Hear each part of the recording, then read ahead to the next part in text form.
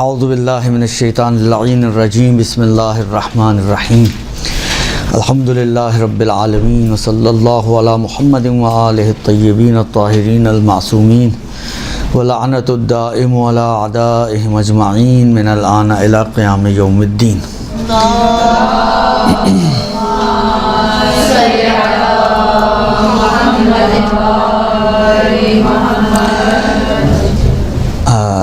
پچھلے ہفتے اگر آپ لوگوں کو یاد ہو تو روزے کے احکام سٹارٹ کیے تھے اور کچھ ابتدائی مسائل تو بیان کر دیے تھے۔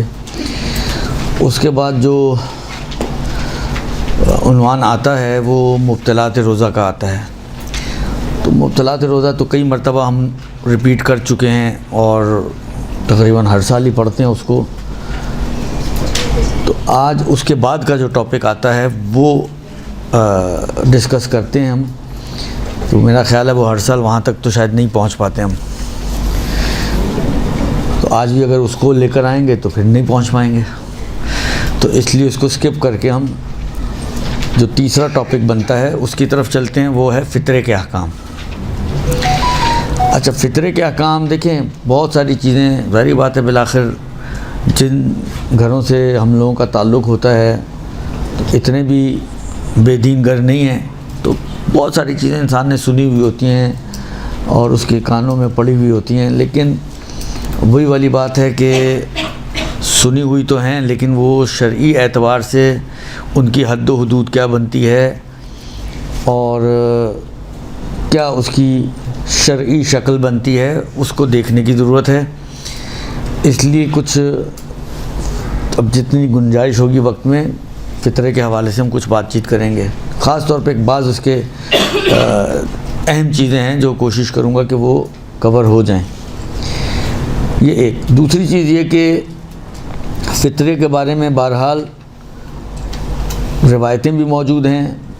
ایک خطبہ جو امیر المومنین علی ابن ابی طالب علیہ السلام نے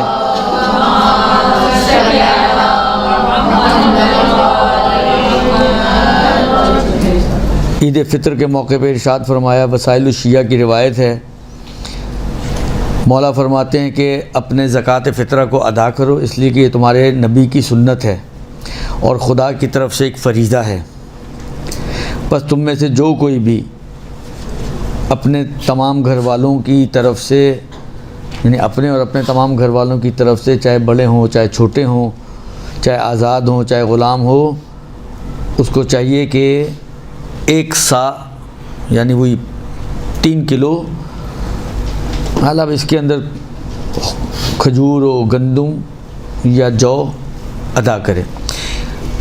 اب یہ تو دیکھیں یہ روایت کا جملہ، اور اس بات کو بھی ذہن میں رکھیے گا کہ یہ روایت جو ہے وہ جو بیان کرنے والے ہیں وہ مولا ہیں، اور مولا کی جو رہائش ہے وہ یا تو مدینے میں تھی یا کوفے میں تھی، تو عرب علاقوں میں رہتے تھے، تو ممکن ہے بعض چیزیں جو اس میں آئی ہیں وہ ان کے اپنے علاقے کے اعتبار سے، دیکھیں ہر علاقے کی کچھ خاص غذائیں ہوتی ہیں نا، علاقائی غذائیں، تو وہ اس عنوان سے ہوں جو ہمارے ہاں شاید ممکن ہے اپلیکیبل نہ بھی ہوں۔ یہ ایک حدیث۔ دوسری حدیث امام صادق علیہ السلام کی ہے، مولا فرماتے ہیں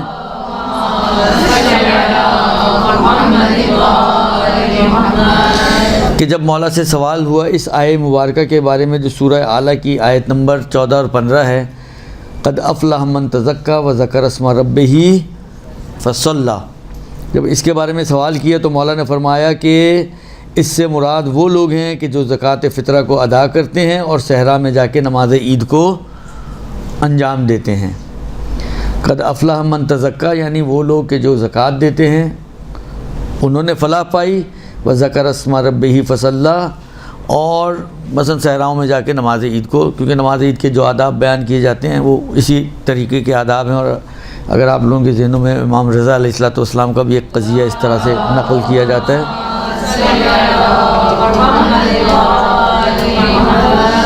کہ مامون نے مولا سے کہا کہ آپ عید کی نماز پڑھوائیں، اور مولا اپنی جو جس کو کہیں کہ اپنی جد کی شان و شوکت کے ساتھ جب نکلے اور لوگ ان کے ساتھ چلنا شروع ہوئے تو اس کو تو جس کو کہیں لالے پڑ گئے اس کو اپنی کرسی کے، تو اس نے واپس بلوا لیا۔ تو کہنے کا مقصد یہ ہے کہ یہ اس کے احکام میں ہے کہ اس کو صحرا میں جا کے پڑھا جائے۔ یہ دو چیزیں۔ تیسری روایت جو ہے یہ بھی چھٹے امام سے ہے، مولا فرماتے ہیں کہ فطرہ جو ہے وہ روزے کو مکمل کرنے والی چیز ہے، یعنی سمجھیں اس کی اینڈنگ ہے۔ فطرے کے بعد روزہ آپ کا سمجھیں کاننا سمجھیں پورا پیکیج ہے، روزہ پلس فطرہ۔ تو اگر کوئی فطرہ نہیں ادا کرتا تو کاننا اس کا بھی روزہ بھی جو ہے وہ نامکمل ہے۔ کہتے ہیں، اب ایک تشبیہ دی ہے، کہتے ہیں بالکل اسی طریقے سے کہ جس طرح پیغمبر پر درود بھیجنا نماز کو مکمل کرتا ہے، اسی طریقے سے فطرہ روزے کو مکمل کرتا ہے۔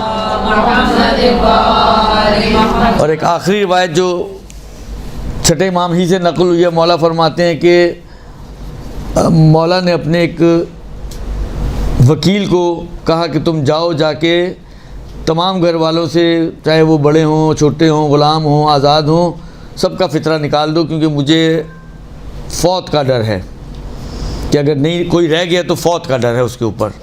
تو راوی نے پوچھا مولا یہ فوت کیا ہوتا ہے؟ کہا فوت سے مراد موت ہے۔ لہذا کاننا اس روایت کو اگر آپ دیکھیں تو یہ فطرہ انسان کی موت کو بھی ٹالتا ہے، درست؟ یہ تو ایک فطرے کے حوالے سے چند احادیث جو انہوں نے نقل کی آغا نے، وہ میں نے آپ کی خدمت میں عرض کی۔ اب جو مسائل کا جہاں تک تعلق ہے تو دیکھیں فطرہ کے آیا کن کا فطرہ دینا چاہیے، اس میں معیار ہے عید فطر کی مغرب غروب عید فطر پر، یعنی صبح عید ہونی ہے تو آج کی جو رات آئے گی مغرب کا وقت آئے گا، اس ٹائم پر اگر آپ میں شرائط ہیں تو آپ پر فطرہ واجب ہوگا، اور اگر اس وقت آپ میں شرائط نہیں ہیں تو آپ پر فطرہ واجب نہیں ہوگا۔ اچھا، یہ تو غروب کی بات ہے نا، کہ غروب آفتاب کے وقت اگر آپ کے اندر یہ چند شرائط جو انہوں نے بیان کی، تقریباً 5 کے قریب شرائط ہیں، وہ موجود ہیں تو ان پہ فطرہ واجب ہے یا ان کا فطرہ واجب ہے، ٹھیک ہے۔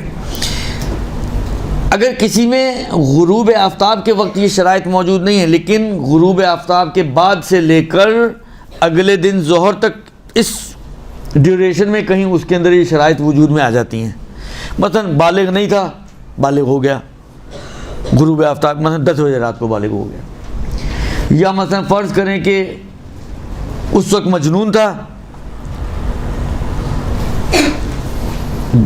12 بجے جو ہے وہ افاقہ ہو گیا، وہ صحیح ہو گیا، کوئی معجزہ ہو گیا مثلا، درست؟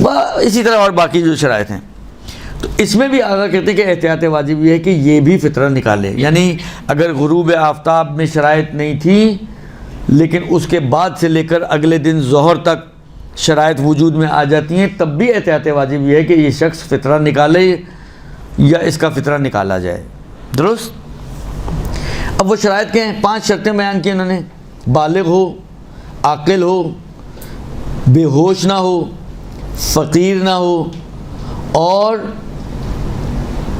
آزاد ہو، غلام نہ ہو۔ خیر یہ آخری شرط تو اس وقت اپلیکیبل نہیں ہے، تو باقی 4 شرطیں رہ جائیں گی کہ بالغ ہو، عاقل ہو، بے ہوش نہ ہو اور فقیر نہ ہو۔ لہذا اگر کوئی غروب آفتاب پہ یہ 4 شرطیں رکھتے ہیں، بالغ بھی ہے، عاقل بھی ہے، اور اللہ نے کی دے آپ کو بے ہوش بھی نہیں ہے اور فقیر بھی نہیں ہے، یعنی غنی آدمی ہے۔ اچھا، اب غنا کا معیار کیا ہے؟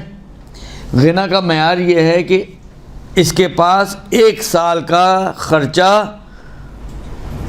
یا تو ہو بالفعل، ابھی اس کے پاس اس کے اکاؤنٹ میں اتنے پیسے پڑے ہوئے ہیں، یا اتنے اس کے پاس ریزروز موجود ہیں کہ پورے سال آرام سے زندگی گزار سکتا ہے اگر نہ بھی کمائے تو، مثلا یہ مثال ہے صرف، تو 1 سال کا خرچہ، یا اس کے پاس ایسا ہنر ہے کہ وہ 1 سال کا خرچہ نکال سکتا ہے، مثلا جاب والا آدمی ہے یا پڑھا لکھا آدمی ہے، جاب کرتا ہے یا جاب مل جائے گی تو اس کو مل جائے گا سارا۔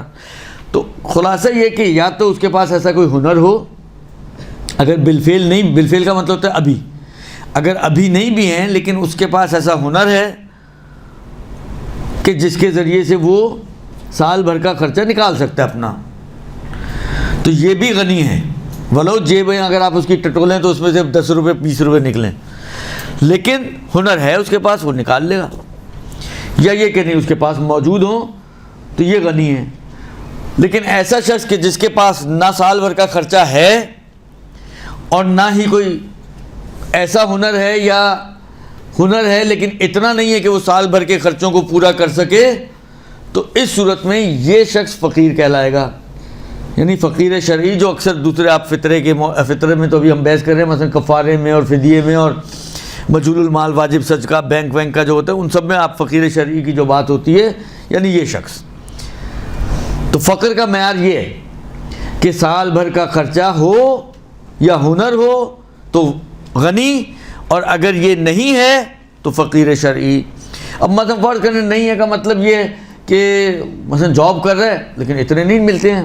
اب 20-30 ہزار میں آج کل اگر جاب مل بھی رہی ہو تو 20-30 ہزار میں جاب تو مل جائے، خرچہ پورا نہیں ہوتا، ڈیفیزٹ ہے اس کے خرچے میں. یا یہ کہ بعض اوقات ہوتا ہے کہ انسان فالج ہو گیا یا کوئی اس قسم کی بیماری ہو گئی کہ یہ کام ہی نہیں کر سکتا. ہاں جو کام کر سکتے ہیں اور نہیں کرتے ہیں وہ نکمے، وہ فقر کے دائرے میں شامل نہیں ہوتے، ان کو فقیر نہیں مانا جا سکتا. اور جتنے بھی وجوہات شرعیہ ہیں، چاہے سمع سادات ہو، چاہے بعض صورتوں میں سمع امام ہو، چاہے جو ہے وہ فطرہ ہو، چاہے زکوٰۃ ہو، چاہے رد مظالم ہو، چاہے دوسرے مجھول المال صدقہ وقت، یہ جتنے بھی وجوہات شرعیہ ہیں اس میں سے 1 روپیہ بھی ایسے شخص کو کہ جو نکھٹو اور نکما آدمی ہے، گھر پہ پڑا رہتا ہے، کام کر سکتا ہے لیکن نہیں کرتا، جاب ملتی ہے چھوڑ کر آ جاتا ہے، 2 دن کرتا ہے واپس آ کے بیٹھ جاتا ہے، ایسے آدمی کو آپ وجوہات شرعیہ سے سپورٹ نہیں کر سکتی. ہاں اپنی جیب سے آپ کا بھائی ہے، آپ کا بیٹا ہے، آپ کا مثلا کوئی چچا تایا، ماموں پھوپھا ماموں خالہ وغیرہ ہیں، اس ٹائپ کے کوئی رشتے ہیں، آپ اپنی جیب سے کرنا چاہیں وہ کریں. ایسا اس ٹائپ کے رشتے نہیں، کوئی اڑوسی پڑوسی، کوئی اجنبی، آپ کا اپنا دل جل رہا ہے، آپ اس کے لیے کرنا چاہتے ہیں اپنی جیب سے کریں، کوئی ایشو نہیں ہے. اپنی جیب سے کرنا چاہیں کوئی ایشو نہیں ہے، لیکن وجوہات شرعیہ سے ایسے آدمی کو سپورٹ نہیں کیا جا سکتا. درست. اب جو بھی انسان غروب آفتاب کے وقت یہ شرائط رکھتا ہے، بالغ ہے، عاقل ہے، بے ہوش نہیں ہے، غنی ہے، فقیر نہیں ہے، تو اس پر فطرہ ہو گیا واجب. اب یہ کوئی بھی ہو، ایکس وائی زیڈ کوئی بھی ہو، ٹھیک ہے، اس پر اپنا بھی واجب ہے اور ان افراد کا بھی واجب ہے کہ جو افراد اس کے اہل و عیال شمار ہوتے ہیں. دیکھیں ایک لفظ استعمال ہوتا ہے فارسی زبان میں نون خار یا نون خور. جب اس کا ترجمہ ہم کرتے ہیں، یعنی جو ہمارے مترجمین حضرات ترجمہ کرتے ہیں وہ کہتے ہیں روٹی کھانے والا. اصل ویسے دیکھا جائے تو ترجمہ روٹی کھانے والا ہی بنتا ہے، لیکن سینس اس کی یہ نہیں ہے کہ جس نے آپ کے گھر میں آ کے 2 لقمے کھا لیے وہ آپ کا نان خور بن گیا اور اب اس کا فطرہ آپ پر واجب ہو گیا. اس کی سینس یہ نہیں ہے. یہ جو لفظ استعمال ہوتا ہے یہ اس سینس میں استعمال نہیں ہوتا. اسی لیے کیونکہ اس سینس میں نہیں ہے، تقریباً فقہا کا نظریہ یہ ہے کہ اگر شب عید آپ نے کسی کو افطار پہ بلایا ہے اور وہ آ کے آپ کے گھر افطاری کرتا ہے تو وہ تو ایک نہیں 4 روٹیاں کھا گیا بھائی، وہ تو کتنے سارے نان کھا گیا. تو اس کا فطرہ تو جب ایک روٹی پہ اگر ایک نان یعنی ایک روٹی اگر ہم اس کا ترجمہ کریں ایک روٹی کھانے والے پہ واجب ہو جائے تو اس نے تو 4 روٹیاں کھا لی، اس کو طریقے والا واجب ہو جانا چاہیے، لیکن کہتے ہیں واجب نہیں ہے. اس لیے کہ اس کی سینس یہ نہیں ہے کہ کھانا کھائے اور واقعاً فزیکلی وہ روٹی کھانے والا روٹی کھا رہا ہے تو روٹی کھائی تو فطرہ آ گیا. جس طرح ایک تباہم پہلے زمانے میں تھا، لوگ اس لیے شب عید افطار رکھتے ہی نہیں تھے، ڈرتے تھے کہ افطار رکھیں گے فطرہ آ جائے گا، جبکہ ایسا نہیں ہے. افطار رکھیں فطرہ نہیں آئے گا، گھبرائے نہیں آپ. ہاں کب آئے گا فطرہ؟ یہ جو اس کی سینس کیا ہے، نان خور ہونے کی سینس کیا ہے، کہتے ہیں یہ اس سینس میں یوز ہوتا ہے کہ یہ آپ سے وابستہ کہلائے، اٹیچڈ کہلائے. آپ کے جیسے گھر والے بیوی بچے کیسے ہوتے ہیں، یہ اسی طرح ٹریٹ ہو آپ کے لیے،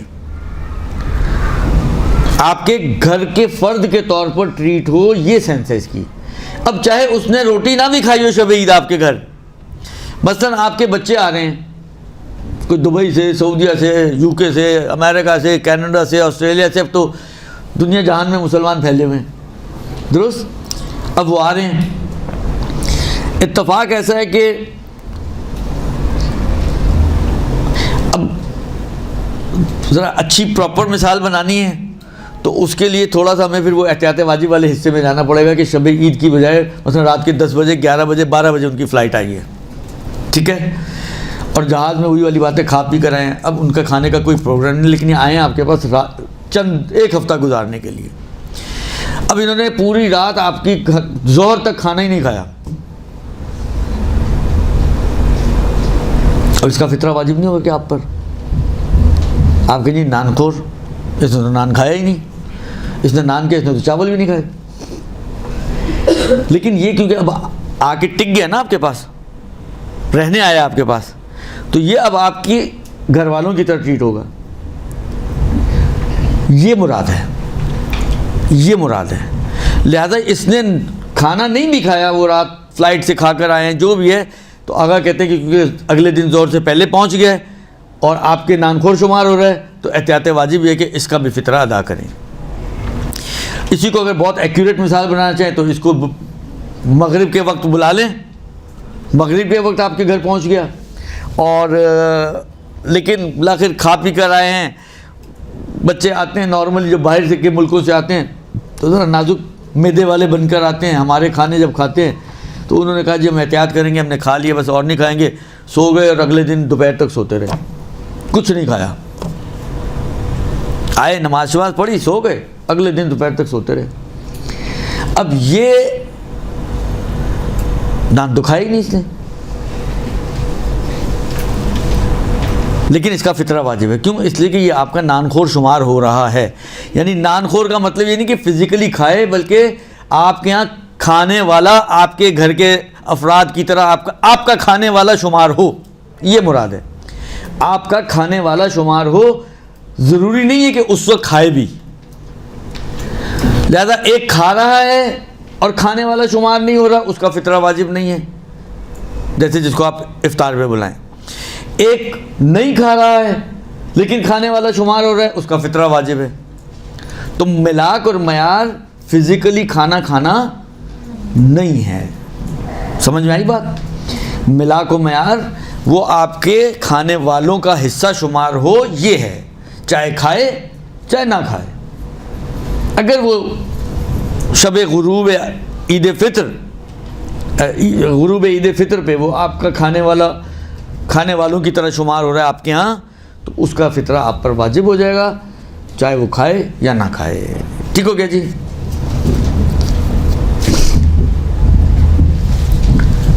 اچھا، اب اس کے اندر اس کے اپنے بیوی بچے، اب وہ جو آپ کا کھانے والا شمار ہو رہا ہے وہ کوئی بھی ہو، چھوٹا ہو، بڑا ہو، مسلمان ہو، کافر ہو، خود فطرہ دینے والے میں تو شرط یہ ہے کہ وہ آزاد ہو، لیکن جن کا فطرہ نکالا جا رہا ہے ان میں آزادی کی شرط نہیں ہے۔ لہذا اگر آزاد ہو یا غلام ہو، اگرچہ غلام، اب میں نے کہا نا کہ یہ اپلیکیبل نہیں ہے، لیکن مسئلہ سمجھانے کے اعتبار سے عرض کر رہا ہوں کہ اگر کوئی غلام بھی آپ کے گھر میں موجود ہے، کوئی مثلا فرض کریں آقا آیا اپنے غلام کے ساتھ، تو آقا کا بھی فطرہ آپ پر واجب ہو جائے گا، اور آپ یہ سوچ کے غلام کو نہیں چھوڑ سکتے کہ جی شرائط میں تو یہ تھا کہ جی آزاد ہونا چاہیے، وہ دینے والے کی شرائط ہیں، جن کا دیا جائے ان کی شرائط نہیں ہے، حتیٰ پاگل ہو اس کا بھی واجب ہو جائے گا۔ دودھ پیتا بچہ ہو، نان تو اس نے بھی 4 سال بعد کھانا شروع کرنا ہے، لیکن یہ آپ کا نان خور شمار ہو رہا ہے، اس لیے کہ آپ سے وابستہ ہے نا، آپ کے گھر والوں کی طرح ہے یہ آپ کا بچہ، لہٰذا اس کا بھی۔ کسی نے شب عیدی شادی کی ہے، دلہن آ گئی، ایک فرد کا اضافہ ہو گیا، کیونکہ آ گئی ہے، اب ظاہری بات ہے یہ بھاگنے کے لیے تو نہیں ہے، آج کل تو ویسے شادیوں کا پتہ ہی نہیں چلتا، یعنی شادی کی ویلیڈیٹی اب تو لگتا ہے کارڈوں پہ ویلیڈیٹی بھی لکھنی پڑے گی کہ اس نے کب تک ویلڈ رہنا ہے۔ آج کل تو واقعی حالات یہ ہو گئے ہیں، یعنی میں تو تعجب کرتا ہوں کہ کیا ہو گیا معاشرے کو، یعنی دنیا کس ڈگر پہ چل رہی ہے۔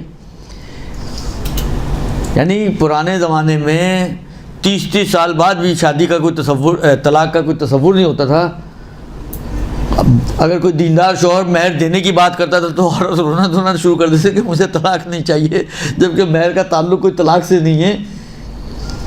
اور آج کی بچیاں 3 مہینے گزرتے نہیں ہیں اور واپس گھر میں پہنچی ہوئی ہوتی ہیں، کیا ہوا جی؟ طلاق ہو گئی۔ پتہ نہیں کیا ہو رہا ہے، واقعی نہیں معاشرہ کہاں جا رہا ہے، کس ڈگر پہ ہم لوگ چل رہے ہیں، کیا چاہتے ہیں ہم لوگ؟ نہ بچیوں میں صبر رہا ہے، نہ گھر والوں میں صبر رہا ہے، کہیں حوصلہ ہی نہیں ہے کسی کے اندر۔ یہ عجیب کہانیاں جو ہیں شروع ہو گئیں۔ بہرحال تو اب یہ تازہ آئی ہے، اب چلیں کب تک رہنا یہ تو اللہ ہی جانتا ہے، لیکن ابھی تو آئیے رہنے کے لیے، تو اس کا بھی فطرہ واجب ہو جائے گا اس کے شوہر پر، اس لیے کہ کیونکہ یہ آ گئی ہے رخصت ہو کے، تو اب یہ آپ کی نانخور شمار ہو رہی ہے مثلا عرف میں، تو وہ آپ کا فطرہ واجب ہو جائے گا، اس کا فطرہ آپ پر واجب ہو جائے گا۔ سمجھ میں آ گئی بات؟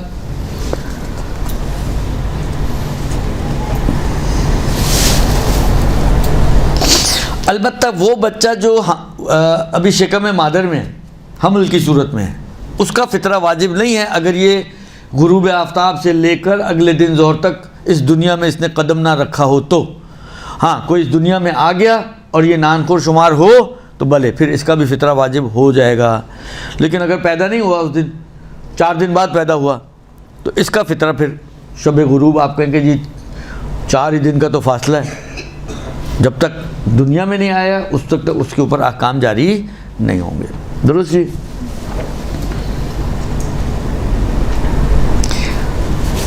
میں نے بار بار کہا کہ ظہر تک، اگلے دن ظہر تک، اگر کسی کے اندر وجوب کی شرائط ظہر کے بعد وجود میں ہے، کوئی بچہ بالغ ہوا ہے لیکن ظہر کے بعد، تو اس پر پھر فطرہ واجب نہیں ہوگا، یا کوئی دیوانہ عاقل ہوا ہے ظہر کے بعد، یا کوئی مہمان آیا ہے آپ کے گھر میں ظہر کے بعد، ان کے پھر فطرے آپ پر واجب نہیں ہوں گے، نہ خود۔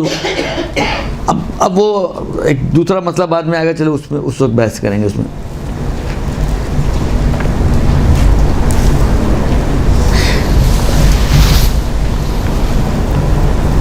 اچھا ہم نے کیا کہا؟ ہم نے کہا کہ جی اگر کوئی مہمان، اچھا مہمان کا دیکھیں ایک آسان کرائٹیریا یہ کہ وہ مہمان جو آپ کے پاس صرف کھانے آئے ہیں اور چلے جائیں گے ان کا واجب نہیں ہوتا، جو آپ کے پاس رکنے آئے ہیں، رکنے کی وجہ سے وہ آپ کے کیونکہ نانخور شمار ہوتے ہیں، اس لیے ان کا پھر فطرہ واجب ہو جائے گا۔ لہذا کوئی آیا، شب عید ہے مثلا فرض کریں، آیا کوئی آ کے آپ کو گفٹ دے کے چلا گیا، کیا آیا چائے وائے پی، ملنے آیا تھا چلا گیا، کسی کام سے آیا تھا آیا چائے وائے پی چلا گیا، تو اس کا فطرہ آپ پہ واجب نہیں ہوگا۔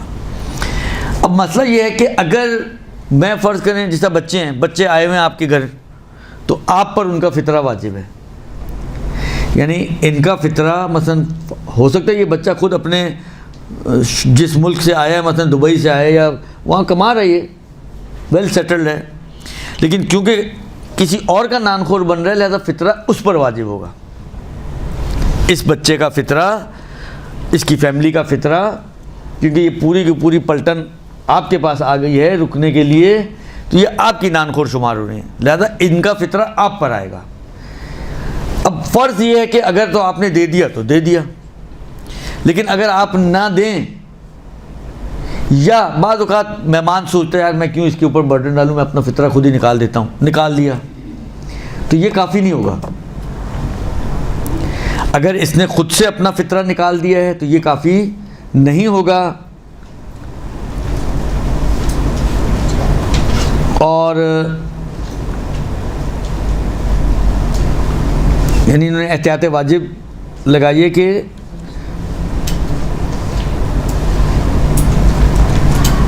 سر آپ نے ابھی جو عمل کے بعد اگر وہ اگلے دن جیسے ظہر سے پہلے اس دنیا میں آ گیا تو اس کا فطرہ ہو، اگر وہ نانخور شمار ہو تو جی سر آپ نے ابھی تو کہا کہ اگر وہ ہو کہ خالی ہونا شرط ہے، دینے والے جو نکال رہا ہے شخص پرسن نکال رہا ہے۔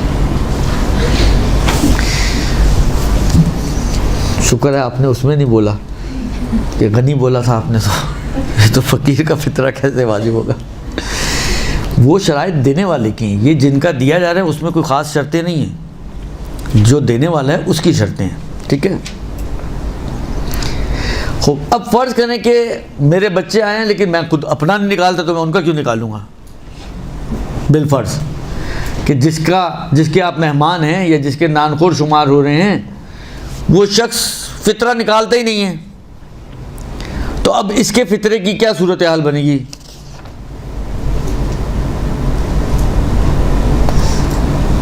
درست؟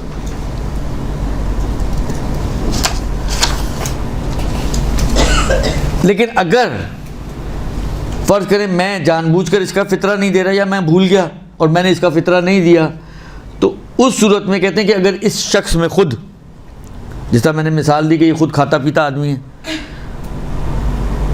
درست، ویل سیٹلڈ آدمی ہے، ماں باپ سے ملنے آیا ہوا ہے، تو اس کے اندر اگر خود شرائط موجود ہیں تو یہ پھر اپنا اور اپنے گھر والوں کا فطرہ ادا کرے گا۔ اگر میں فطرہ اس کا نہیں دے رہا تو، چاہے میں نے نہ دیا ہو جان بوجھ کر، چاہے میں بھول گیا، ذہن میں نہیں رہا کہ ان کا بھی مجھے فطرہ دینا تھا، میں نے اپنا اور اپنے جو دوسرے جو میرے ساتھ رہتے ہیں بچے ان کا دے دیا، اس کا میں نے نہیں دیا، تو اس صورت میں فرماتے ہیں کہ اگر اس کے اندر شرائط موجود ہیں، وہی 5 شرطیں اس میں پھر دیکھنی پڑیں گی، کیونکہ یہ اب خود دینے والا بن رہا ہے نا، تو اس میں اگر شرائط موجود ہیں تو احتیاط واجب کی بنا پر یہ اپنا فطرہ خود دے گا۔ اور فطرہ دیتے وقت انسان کو قصد قربت ہونا چاہیے، یعنی وہی خدا کے سامنے اپنی پستی کے اظہار کی خاطر یہ کام کرے۔ البتہ اگر کوئی شخص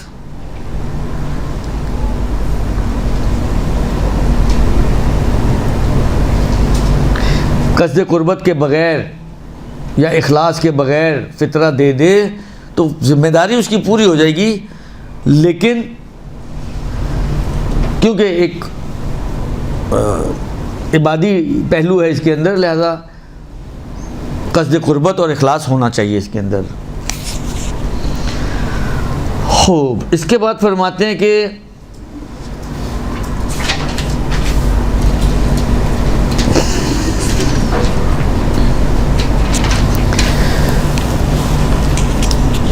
اب ایک مسئلہ آتا ہے کہ اچھا بعض گھروں میں 24 گھنٹے کی میڈز ہوتی ہیں یا ڈرائیور رکھے ہوئے ہوتے ہیں جو مثلا فرض کریں کہیں اور سے آیا ہوا ہے تو رہتا بھی آپ کے پاس ہے، سرونٹ کوارٹر میں رہتا ہے، یا بعض اوقات یہ ہوتا ہے کہ رمضان کے دنوں میں آپ نے کوئی کام شروع کروا دیا، مزدور آئے ہوئے ہیں کام کر رہے ہیں اور وہ آپ ہی کے پاس مثلا اب وہ آپ کو جلدی تھی، آپ نے کہا دن رات لگا کے کام کرو، اب وہ دن رات لگا کے کام کر رہے ہیں، آپ ہی ان کا افطار، اگر وہ روزہ رکھتے ہیں تو آپ ہی افطار کروا رہے ہیں، یا اب اس قسم کے جو افراد ہیں جو ویسے گھر والے نہیں ہیں آپ کے، لیکن آپ کے پاس رکے ہوئے ہیں، آپ نے ان کو کام کے لیے رکھا ہوا ہے، یعنی آپ کی سمجھیں اجرت پر آپ کے پاس ہوتے ہیں، تو اس قسم کے افراد کے فطرے کا کیا حکم ہوگا؟ یا جیسے مثلا فرض کریں بہت سے لوگ مثلا ہوٹلوں میں کام کرتے ہیں، اب ہوٹل تو یہ ظاہری بات ہے وہ افطار کے وقت تو بند نہیں ہو جاتا نا، تو رمضان میں تو کھلتے ہی شام کے ٹائم پہ ہیں، اب وہ 2:30-3 بجے تک وہیں پر ہی ہیں، وہیں افطار کر رہے ہیں، وہیں کھانا کھا رہے ہیں، تو اس قسم کے افراد جو ایسے کاموں میں مشغول ہیں اور دوسرے کے پاس رک رہے ہیں، کہتے ہیں اس میں اب دیکھنا یہ پڑے گا کہ یہ جو کھانا ہے مثلا آیا یہ پیکج کا حصہ ہے، جب بعض اوقات ہوتا ہے کہ جی آپ کسی کو رکھتے ہیں، آپ اس کو بولتے ہیں کہ جی یہ تمہاری تنخواہ ہے، کھانا بھی تمہیں ملے گا مثلا، اور تمہیں جو ہے وہ رہائش بھی ہم دیں گے، مثلا کوارٹر ہے وہیں رکنا ہوگا تمہیں، تو یہ آپ کی سمجھیں اس کی ایڈ آنز ہیں جو سیلری میں ایڈ ہو رہے ہوتے ہیں، یہ پورا ملا کر اس کی سیلری ہے کہ جس میں کھانا بھی شامل ہے، جس میں مثلا رہائش بھی شامل ہے، کوئی اچھا نیک انسان ہے تو ممکن ہے اس کے میڈیکل بھی تھوڑا بہت شامل کر دے وہ اس میں، درست؟ اگر تو یہ اس کے کھانا اس کی تنخواہ کا حصہ ہے، یا تنخواہ کا حصہ تو نہیں تھا لیکن اس نے آ کے شرط کر دی کہ بھئی میں اس صورت میں آپ کے پاس کام کروں گا کہ کھانا بھی آپ مجھے کھلائیں گے، معاملہ جب کر رہے تھے یہ دونوں مالک اور یہ کام کرنے والا شخص، تو معاملے کے ضمن میں انہوں نے یہ شرط رکھی تھی مثلا کام کرنے والے نے کہ کھانا بھی آپ کو ہی دینا ہوگا، میں اس صورت میں اس شرط کے ساتھ کام کروں گا کہ کھانا آپ کی گردن پہ ہے، بس یا تو مستقلاً وہ تنخواہ کا حصہ ہو یا شرط کے ذریعے آپ نے اس کو تنخواہ میں داخل کر دیا ہو، تو ان دونوں صورتوں میں اس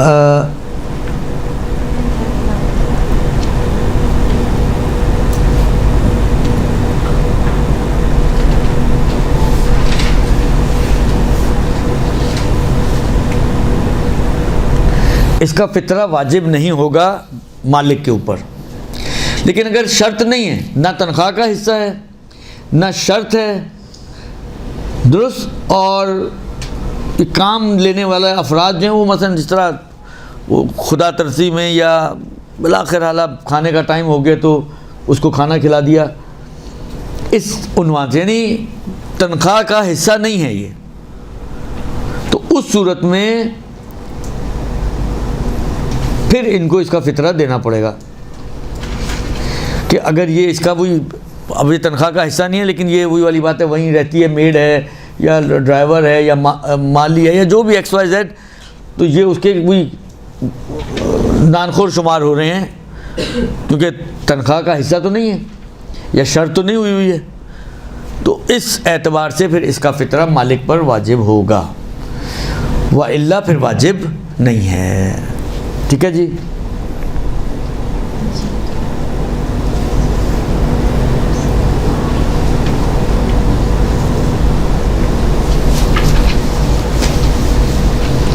البتہ جس صورت میں شرط ورت ہے اس میں بھی ان کی احتیاط ہے، اشکال کیے انہوں نے اور احتیاط لگائی ہے۔ اب احتیاط میں کیا کریں گے ہم؟ احتیاط کا اس کا مطلب کیا ہے؟ دیکھیں، احتیاط واجب کا مطلب کیا ہوتا ہے؟ اشکال کا مطلب یہ ہے کہ احتیاطی پہلو پر عمل کریں۔ ایک مرتبہ مجتہد خود بتا دیتے کہ احتیاطی پہلو یہ ہے کہ مثلا عورت نقاب لگائے، مثلا احتیاط واجب یہ ہے کہ عورت نقاب لگائے، جس طرح خوئی کا تھا، تو انہوں نے خود ہی احتیاط پہلو بتا دیے۔ ایک دفعہ احتیاط پہلو بتایا نہیں ہے، کہتے ہیں کہ اس مورد میں احتیاط کی جائے۔ اب احتیاطی پہلو کیا بنے گا؟ احتیاطی پہلو یہ بنے گا کہ یا تو مالک اس کام کرنے والے سے اجازت لے کہ تمہارا فطرہ میں دے رہا ہوں، یا یہ اس سے اجازت لے کہ میں اپنا فطرہ خود دے رہا ہوں، یعنی دونوں میں سے کوئی ایک کام کریں، یعنی میوچل انڈرسٹینڈنگ کے ساتھ فطرہ ادا کیا جائے، یا یہ راضی ہو جائے اس پر یا وہ راضی ہو جائے اس پر، تو یہ فطرہ پھر اس طرح سے یہ احتیاطی پہلو بن جائے گا۔ یعنی اگر یہ راضی ہو گیا کہ وہی اس کا فطرہ دے دے، جہاں پر یہ شرط ورت ہے اس کی بات کر رہا ہوں، یہ اگر راضی ہو گیا مثلا کام کرنے والا کہ چل ٹھیک ہے آپ ہی میرا فطرہ دے دیں، تو پھر اگر مالک فطرہ دے دے گا تو اس کی ذمہ داری پوری ہو جائے گی۔ یا مالک ان کی انڈرسٹینڈنگ یہ بن گئی، اس نے کہا کہ بھائی میں اپنا فطرہ خود ہی دے دوں گا، اور مالک اس بات پہ راضی ہو گیا کہ یہ اپنا فطرہ خود ہی دے دے، تو یہ اگر اپنا فطرہ دے دے گا تب بھی اس کی ذمہ داری پوری ہو جائے گی۔ سمجھ میں آ گئی بات؟ یعنی جہاں پر بھی اس قسم کا کوئی پہلو بنتا ہو احتیاط والا، وہاں پر پھر آپس کی میوچل انڈرسٹینڈنگ بنائیں، یا وہ اس سے اجازت لے لے یا یہ اس سے اجازت لے لے، کیونکہ یا اس کی گردن پر خود ہے یا اس کی گردن پر ہے۔ جب اجازت لے لے گا تو گارنا ذمہ داری اس کی پوری ہو جائے گی۔ ٹھیک ہے جی، لو جی، ہم یہاں فطرہ نکلوا رہے ہیں، یہ ابھی شادی ہو گئی اور شور، چلیں اس کو دیکھتے ہیں ابھی۔ خوب، یہ جناب علی یہ مسئلہ ہو گیا۔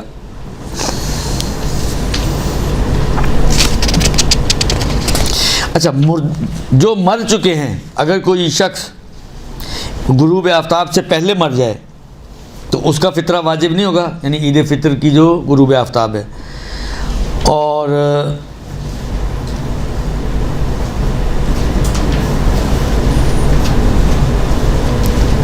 لیکن اگر غروب آفتاب کے بعد انتقال ہو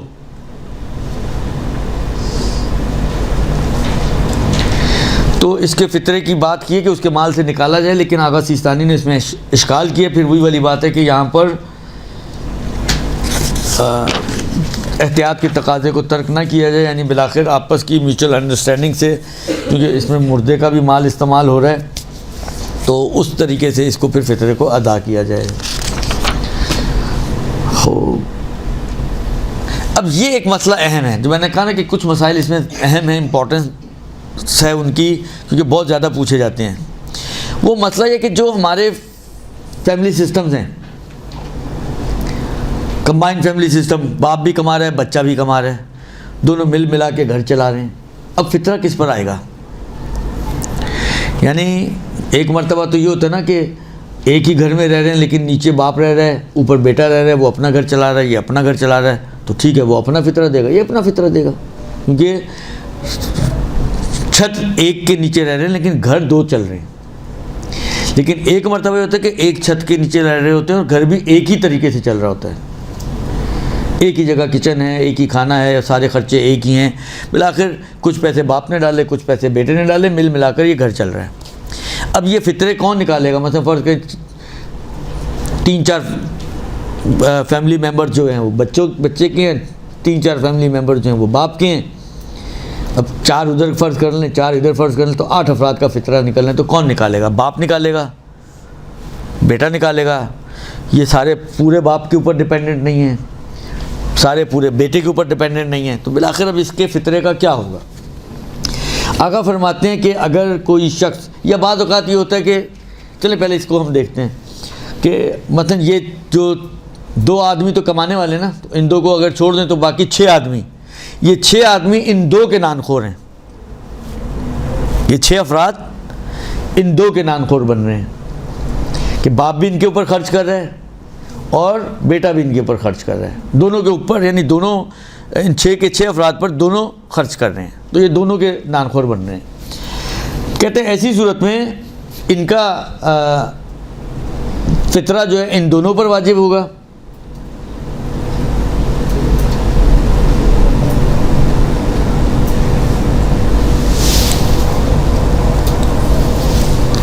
اور ان دونوں پر ان کا, اب مجھے یاد پڑتا ہے کہیں پر آقا نے یہ کہا کہ شاید اب 2 باتیں آئی ہیں. ایک تو یہ ہے کہ دونوں آدھا آدھا دیتے ہیں. ایک جو مجھے یاد پڑتا ہے یہ بات آئی تھی کہ ریشو سے, جتنا ریشو باپ خرچ کر رہا ہے فطرے کا اتنا, مثلا فرض کریں باپ 60% دے رہا ہے, بچہ 40% دے رہا ہے, تو 300 روپے اگر فطرہ بنتا ہے تو 300 روپے کا 60% جو ہے وہ باپ دے گا اور 300 روپے کا 40% جو ہے وہ بیٹا دے گا. ریشو سے جتنا خرچ کر رہے ہیں اسی ریشو سے. اب یہ ہے یا وہ ہے, یہ تھوڑا میں نے کہا نا یہ 2 طرح کے جوابات آئے ہوئے ہیں وہاں سے دفتر سے. اس کا ایک آسان حل یہ ہے کہ وہ یہ انڈرسٹینڈنگ والی بات, یا بیٹا باپ سے اجازت لے لے کہ بھائی ان سب کا فطرہ میں دے دیتا ہوں, اور بیٹا راضی ہو جائے تو باپ دے دے, یا بیٹا باپ سے اجازت لے لے کہ ان سب کا فطرہ میں, یعنی ہم سب کا فطرہ میں دے دیتا ہوں, اور باپ راضی ہو جائے. تو دونوں میں سے کوئی ایک نکال دے دوسرے کی اجازت اور رضامندی سے, تو یہاں پر ذمہ داری پوری ہو جائے گی. پھر وہ آدھا پونا ریشو نکالنے, اب آپ کہیں گے یار ریشو بھی سمجھ میں نہیں آتا, کس کے اوپر کتنا, ظاہری بات ہے تو اٹھا کے ڈال دیا ایک ڈبے میں مثلا, اب اسی ڈبے میں سے خرچ ہو رہا ہے, اب کس کے اوپر کتنا خرچ ہو رہا ہے تو کون طے کر سکتا ہے. لہذا آسان حل اس قسم کے موارد کا یہی ہے کہ میوچل انڈرسٹینڈنگ بنائیں, کوئی سب جو ہیں وہ, یعنی باپ یا بیٹا جو ہے وہ یہ اس پہ راضی ہو جائے یا یہ اس پہ راضی ہو جائے, اور کوئی ایک نکال دے تو سب کی ذمہ داری پوری ہو جائے گی. ٹھیک ہو گیا جی؟ کیا ہوا؟ اپنی فیملی کا نہیں سمجھ میں آ رہی. اپنی فیملیز کا نکال لیں, الگ الگ اپنی فیملی کا نکالیں, یہ کہہ رہی ہیں. وہ بھی اگر رضامند ہو جائے تو ہو سکتا ہے. یعنی یہاں پہ اب میوچل انڈرسٹینڈنگ بنانی پڑے گی, کیونکہ فرض ہمارا جو فرض ہے وہ یہ ہے کہ دونوں انفاق کر رہے ہیں نا, اس کے اوپر دونوں خرچ کر رہے ہیں, دونوں کا نان خور ہیں. یہ جب دونوں کا ہیں تو کوئی دونوں مستقل نہیں ہیں, لہذا آپس کی انڈرسٹینڈنگ بنانی پڑے گی. اب چاہے ایک پر بن جائے چاہے الگ الگ پہ بن جائے, دونوں ہو سکتے ہیں. ٹھیک ہے جی؟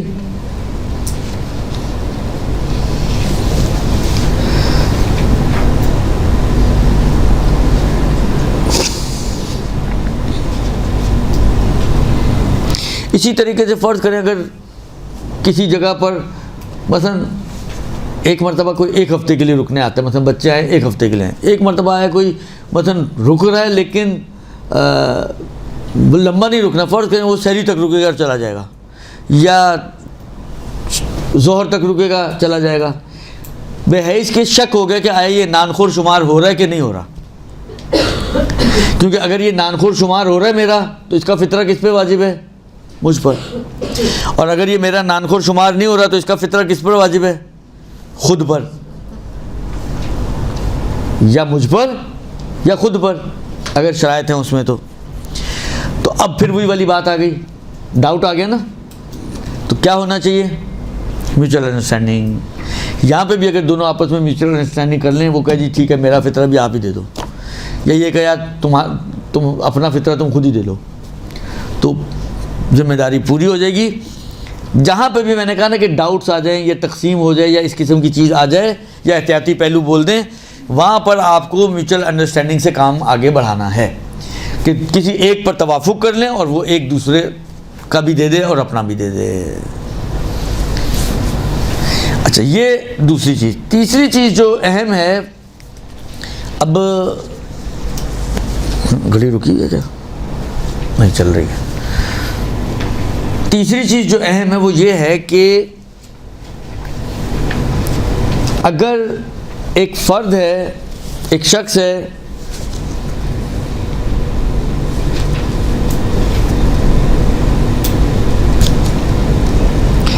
جس اب چلے میں اس کو دوسرے انداز سے آپ کی خدمت میں پیش کرتا ہوں, وہ یہ کہ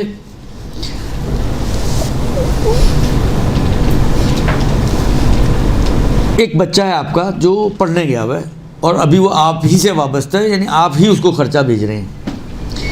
وہ کوئی جاب نہیں کر رہا وہاں پر, کچھ اسکالرشپ نہیں ہے, پورا خرچہ اس کا آپ بیئر کر رہے ہیں. یعنی وہ کینیڈا میں بیٹھا ہوا ہے, آسٹریلیا میں بیٹھا ہوا ہے, لیکن ابھی بھی نانخور کس کا ہے؟ آپ ہی کا ہے. تو اس کا فطرہ بھی آپ پر واجب ہے. ٹھیک ہے. اچھا, اب وہ رہ رہے کینیڈا میں, فطرہ آپ نے دینا ہے کراچی میں, تو اب کینیڈا کا آٹا حساب ہوگا یا کراچی کا آٹا حساب ہوگا قیمت وائز, اگر قیمت دینی ہو تو جہاں فطرہ انسان نکال رہا ہو اصل میں معیار اس شہر کی قیمت ہے. اگر کینیڈا والا, آسٹریلیا والا, یو کے والا, یو ایس اے والا, اللہ والا, بلا والا, وہ کراچی میں کسی کو وکیل بنا رہے ہیں کہ بھئی ہمارا فطرہ آپ نکال دو, کیونکہ بہت سے ایسے علاقوں میں مسئلہ آتا ہے کہ فقیر ہی نہیں ملتا, اور جب فقیر نہیں ملتا تو پھر نکال کے وہ گلے میں ڈالنے والی بات ہے نا, نکال تو دیا, دیں کہاں, دینے کی کوئی جگہ ہی نہیں ہے. تو بہت سے لوگ آسانی کے لیے اپنے گھر والوں کو, کراچی والوں کو, اور جہاں پہ بھی اس کے گھر والے موجود ہیں ان کو اپنا وکیل بنانے کے بھائی ہمارا فطرہ بھی آپ ہی نکال دو. اچھا, اس میں تو اس کا فطرہ آپ نے نکالنا ہے, تو آپ ہی کی ذمہ داری ہے, تو آپ نے اپنے شہر کی ہی معیار بنائیں گے, لہذا آپ کے شہر میں جو بھی آٹے کا ریٹ ہے اس کے حساب سے آپ فطرہ دے سکتے ہیں. لیکن اگر کوئی باہر کے ملک میں اور مستقل ہے, آپ کا نانخور نہیں ہے, وہ اپنا نانخور خود ہی ہے, اپنی فیملی کو خود ہی پال رہا ہے, وہ اگر چاہے کہ کراچی میں اس کا فطرہ نکلے تو اس وقت بھی قیمت کراچی ہی کی معیار بنے گی. اگر اس نے آپ کو وکیل بنایا ہے, مثلا اپنے باپ کو, اپنے بھائی کو, کہ میری اکاؤنٹ سے پیسے نکلواؤ اور میری طرف سے فطرہ دے دو, تو وہ کراچی کا ریٹ اپلیکیبل ہوگا. اچھا, اس قسم کے موارد میں جہاں دوسرے ملک والے آپ کو فطرہ نکالنے کو بولیں تو دو صورتیں بنتی ہیں. اس کو ذرا توجہ سے سنیے گا, یہ بہت اہم مسئلہ ہے. اور اس میں کیونکہ دیکھیں, فطرہ نکالنے کے بعد آپ کہیں جی میں آن لائن ٹرانسفر کر دوں, یہ نہیں ہو سکتا. ایک دفعہ آپ نے نیت کر لی کہ یہ میں اپنا فطرہ نکالتا ہوں قربتاً الی اللہ, یہ فطرہ بن گیا, اب یہ چینج نہیں ہو سکتا. اب بعین ہی یہی کاغذ کے نوٹ یہی آپ کو فقیر تک پہنچانے ہیں, یا فقیر تک یا حاکم شرع تک. ٹھیک ہے, اب یہ چینج نہیں ہو سکتے. تو اب اگر وہ وہیں پہ فرض کریں اس نے $5 نکال لیے, فطرے کی نیت کر لی, آپ کو کہا جی میں نے $5 نکال لیا, میں نے فطرے کی نیت کر لیے, آپ وہاں سے روپے دے دیں, تو یہ نہیں ہوتا. یا وہ کہے جی میں $5 آپ کو جو ہے وہ ویسٹرن یونین کے ذریعے ٹرانسفر کر رہا ہوں, آپ وہ فقیر کو دے دیں, یہ بھی نہیں ہوتا. کیونکہ جب آپ کسی بھی چینل کو یوز کرتے ہیں تو آٹومیٹکلی آپ کے پیسہ چینج ہو رہا ہے, اور پیسہ چینج کرنے کا اختیار آپ کے پاس نہیں ہے. ٹھیک ہے, اب اس کا کیا صورت حال ہے, یہ کیسے, اب نکال تو لیا, چلیں جو پریکاشن میں بتا رہا ہوں وہ بات کی ہیں, لیکن ابھی تھوڑی دیر ہم اس کو فرض کریں, اسی سچویشن کو, کہ کسی عقل مند انسان نے عقل مندی دکھاتے ہوئے اپنے ملک میں اپنی کرنسی پر فطرے کی نیت کر لی, مسئلہ نہیں پتا تھا, اس نے کر لی, اب مسئلہ پتہ چلا کہ یہ تو ہو ہی نہیں سکتا، اب کیا کرے گا وہ؟ مثلا شہر میں کوئی فقیر نہیں ہے، تو ایک تو صورت ہے کہ انہی، اگر فقیر شہر میں نہیں ہے تو انہی پیسوں کو انویلپ میں ڈالے اور انہی پیسوں کو کسی کے ساتھ بائی ہینڈ بھیج دیں، اور یہی پیسے آپ جا کے فقیر کے حوالے کر دیں۔ ایک صورت تو یہ ہے، ٹھیک ہے۔ اب آپ کہیں یار اس کو کب ملے گا کب نہیں ملے گا، بالآخر فطرہ ہے، یہ تو عام طور پہ کہتے ہیں کہ جی یا تو شب عید غروبی نکال کے دے دیں یا ظہر تک میکسیمم دے دیں، تو یہ تو پتہ نہیں 4 مہینے لگ جائیں 6 مہینے لگ جائیں، کچھ پتہ نہیں کب کون ملے، پھر کیا کریں؟ اب اس کا طریقہ یہ ہے کہ فرض کریں حالہ ایکس وائی زیڈ کوئی ہم فرض کرتے ہیں ایک فقیر شرعی ہے، مثلا یہ آ گئے ایکس، ہم اس ایکس اس کو ہم دینا چاہتے ہیں، اس کو ہم کہیں کہ آپ مثلا وہ جو وائی صاحب جنہوں نے فطرہ نکالا ہوا ہے ان کو اپنا وکیل بنائیں کہ وہ آپ کے بہاف پر ان پیسوں کو ایکسیپٹ کر لیں۔ اب جب اس نے اس کو وکیل بنا دیا اور اس نے ان کے بہاف پر اس پیسے کو ایکسیپٹ کر لیا، تو اب یہ کس کا مال ہو گیا؟ اب یہ فطرہ ہو گیا ختم، یہ مال ہو گیا اس کا، اب یہ اس کا مال ہو گیا۔ اب اس سے اجازت لے لیں کہ بھائی آپ کا مال ہے، میں ویسٹرن یونین سے بھجوا دوں، کہ کہاں بھجوا دو تو بھجوا دیں، اب چینج ہو جائے کوئی ایشو نہیں ہے، اس لیے کہ فقیر کے ہاتھ تک یہ فطرہ پہنچ چکا ہے۔ اب آپ کہیں فقیر تو کراچی میں بیٹھا ہوا ہے، تو فقیر کا وکیل بھی فقیر ہی کے حکم میں، ید الوکیل ید الموکل، وکیل کا ہاتھ موکل کا ہاتھ ہوتا ہے۔ یہ جو آپ یہاں وکلا کو خمس دیتے ہیں، ان کو دیا یعنی آپ نے آغا سیستانی کو دے دیا، درست؟ اب یہاں پر بھی جب اس نے اس کو وکیل بنایا اپنا اور اس نے اس کے بیاہ پر ایکسیپٹ کر لیا، تو اب یہ گویا اس کا مال ہو گیا۔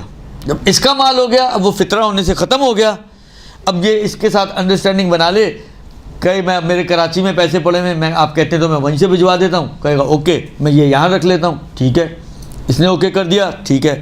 آپ کہیں جی میں ویسٹرن یونین سے بھجوا دوں یا کسی اور اسی طرح کے بینک کے ذریعے بھجوا دوں، اس نے کہا اوکے، اوکے ہو گیا۔ یعنی پھر جو بھی آپ کو جیسے بھی بھجوانا چاہیں اس کی اجازت اس ایکس سے لے لیں، آپ کی مشکل آئے گی حل، ٹھیک ہے جی۔ یہ ہے۔ اچھا یہ ضروری نہیں کہ آپ امریکہ اور کراچی کو فرض کریں، آپ یہ کراچی اور لاہور میں بھی فرض کر سکتے ہیں۔ میں نے نکال تو دیا کراچی میں، ایک دم خیال آیا مجھے تو جس بندے کو بھیجنا تھا وہ تو لاہور میں بیٹھا ہوا ہے، جس کو دینے تھے وہ تو لاہور میں ہے، ادھر بھی یہی کام ہو سکتا ہے کہ لاہور والا، اب ادھر ایک کام ایکسٹرا بھی ہو سکتا ہے، وہ یہ کہ یا تو لاہور والا اس کو وکیل بنائے، نہیں اگر نکال دیا ہے تو ایک ہی کام ہوگا، وہی کہ لاہور والا اس کو وکیل بنائے، یہ اس کی وکالت میں اس کو ایکسیپٹ کرے اور پھر اس سے پوچھ کر جیسے بھی وہ لے ایزی پیسہ جیز کیش بینک الا بلا اس کو بھجوا دے وہاں پر، پھر اس کے ساتھ انڈرسٹینڈنگ بنائے اور اس کی انڈرسٹینڈنگ کے ساتھ اس کو یہ پیسہ منتقل کر دے۔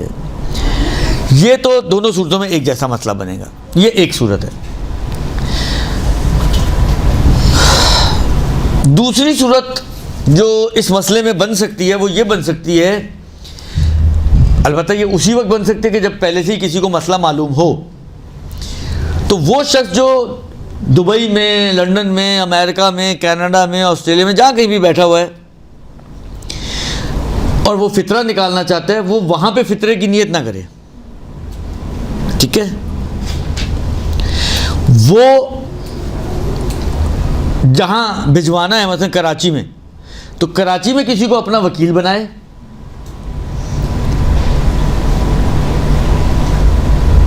اب یہ جو وکالت ہوگی اس میں دو صورتیں بن سکتی ہیں، یا تو اس کا پیسہ کراچی میں کسی کے پاس پڑا ہوا ہے، مثلا فرض کریں جس طرح نارملی ہوتا ہے جو باہر کے ملکوں میں رہ رہے ہوتے ہیں، اب تو ویسے بہت فرق پڑ گیا آن لائن کی وجہ سے، وہ وہاں پہ بھی بیٹھ کے آن لائن ٹرانزیکشنز کر لیتے ہیں، لیکن فرض کریں کہ اس نے یہاں پر بھی، کیونکہ یہاں پہ بھی کچھ کام چل رہے ہوتے ہیں، تو اپنے کسی بھائی کو، اپنے ابا کو جو ہے وہ اتھارٹی دی ہوئی ہے کہ جی آپ بھی مطلب یوزر آئی ڈی اور پاسورڈ دیا ہو کہ آپ کو بھی اگر کبھی کرنا ہو تو آپ کام کر سکتے ہو، ٹھیک ہے۔ تو اب یہ کیا کرے، ایک صورت تو یہ ہے کہ اسی بندے کو جو اس کی جس کے پاس اتھارٹی ہے اس کو بولو جی میرے اکاؤنٹ سے مثلا اتنے پیسے نکال لو جو ہم 7 آدمیوں کا فطرہ بن جائیں، اور میری طرف سے اس کے اوپر فطرے کی نیت کرو، اور وہ جا کے یا کسی فقیر کو یا مجتہد یا اس کے وکیل کو پہنچا دو۔ ایک صورت یہ ہے، یہ کب ہوگی؟ جب اس کے پیسے کراچی میں پڑے ہوئے ہوں کہ میرے پیسوں میں سے اتنی اماؤنٹ نکالو جو بھی فطرہ، مثلا فرض حالا ابھی مقدار آتی ہے لیکن فرض کریں 300 روپے، تو 7 آدمیوں کے 300 روپے کتنے ہوتے ہیں؟ 2100 روپے۔ 2100 روپے نکالو میرے اکاؤنٹ سے، اس پر میری طرف سے تم وکیل ہو کہ میرے بہاف پر فطرے کی نیت کرو ہم 7 آدمیوں کی، اور یہ اماؤنٹ جا کے یا مستحق کو یا حاکم شرع کو پہنچا دو۔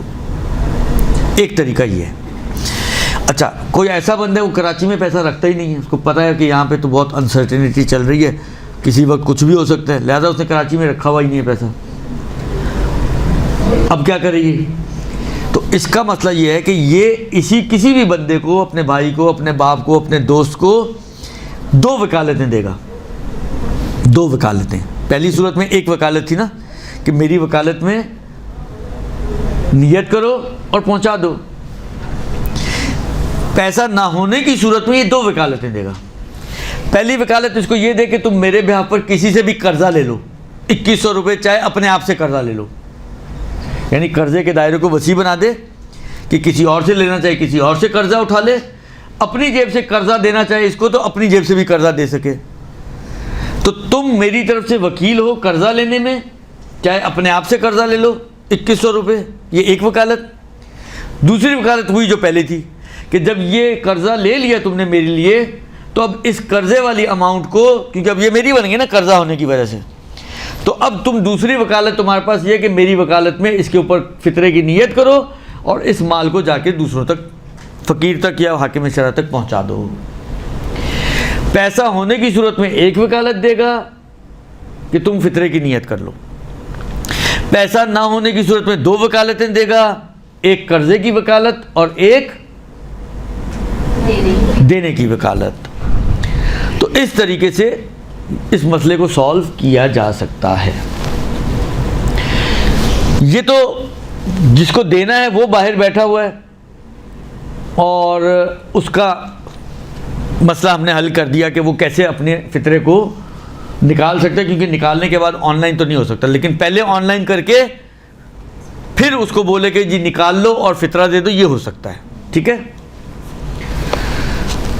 دوسرا مسئلہ دوسرے اینگل سے آتا ہے کہ جس کو میں نے دینا ہے وہ باہر بیٹھا ہوا ہے، وہ فقیر شرعی، وہ باہر موجود ہے، مثلا لاہور میں ہے، پنجاب میں ہے یا کسی اور ملک میں ہے۔ تو اس کا طریقہ یہ ہے کہ اس کے بہاف پر اس کو اپنا، آپ بولیں کہ مجھے اپنا وکیل بنائے، یا مجھے بنائے یا کسی کو بھی بنائے۔ ایک مرتبہ یہ ہوتا ہے کہ اس کو آپ جان رہے ہوتے ہیں، آپ کی جان پہچان والا بندہ ہے تو وہ آپ کو بھی بنا سکتا ہے۔ ایک مرتبہ آپ کے لیے اجنبی آدمی ہے، کسی نے ریکمینڈ کیا کہ یار اس کو کوئی فطرہ وغیرہ ہو تو اس کو دے دینا، بہت ضرورت مند ہے، شرائط بھی موجود ہیں۔ ٹھیک ہے۔ تو اس صورت میں آپ کیا کر رہے ہیں؟ آپ اس کو بولیں کہ بھائی کسی کو بھی، کسی اپنے نمائندے کو بھیجو کہ آ کے مجھ سے پیسے لے جائے، تمہارے لیے رکھے ہوئے میں نے۔ اب وہ کسی کو بھیجے گا تو وہ اس کا وکیل ہو جائے گا، یہ اس کے وکیل کے ہاتھ میں دے دے گا، تو فطرہ آپ کا ادا ہو گیا۔ جب فطرہ ادا ہو گیا، اب وہ کیسے اس کو ٹرانسفر کرتے ہیں وہ جانے اور وہ جانے، اب وہ آپ کا سروکار ہی نہیں ہے۔ اگر آپ کو اس نے وکیل بنایا تو آپ اس کے بہاف پر پہلے قبض کریں کہ جی یہ میں اس کی طرف سے اس فطرے کو ایکسیپٹ کرتا ہوں، اس کے بعد پھر اسی سے پوچھتے کہ بھائی کیسے بھجوانا ہے، جیسے بولے ویسے بھجوا دیں۔ تو یہ دونوں پارٹیز کی طرف سے مسئلے کو حل کیا جا سکتا ہے۔ اگر ہم کسی اور شہر میں ہیں یا کسی اور ملک میں ہیں تو یہ ایک بہت بڑی غلطی جو عام طور پہ لوگ کرتے ہیں وہ یہی کرتے ہیں کہ پہلے فطرہ بنا دیتے ہیں، پھر پریشان ہوتے ہیں کہ اب اس کو کیسے بھیجیں۔ لہذا پہلے فطرہ نہ بنائیں، پہلے اس کو ٹرانسفر کر دیں۔ کسی کے پاس پیسہ یہاں پہ نہیں ہے لیکن وہ ٹرانسفر کر سکتا ہے، فرض کریں وہ نہیں بولتا اس کو قرضہ لو، وہ کہتا ہے اپنا اکاؤنٹ نمبر بھیجو میں تمہیں بھیج دیتا ہوں، وہ اتنی اماؤنٹ اس کو بھیج دے، پھر اس کو ایک وکالت دے دے کہ تم نکلواؤ اور جا کر میری طرف سے اس پہ فطرے کی نیت کرو 7 آدمی کی اور جا کے دے دو۔ درست جی؟ یہ تو یہاں تک کا مسئلہ کہ اگر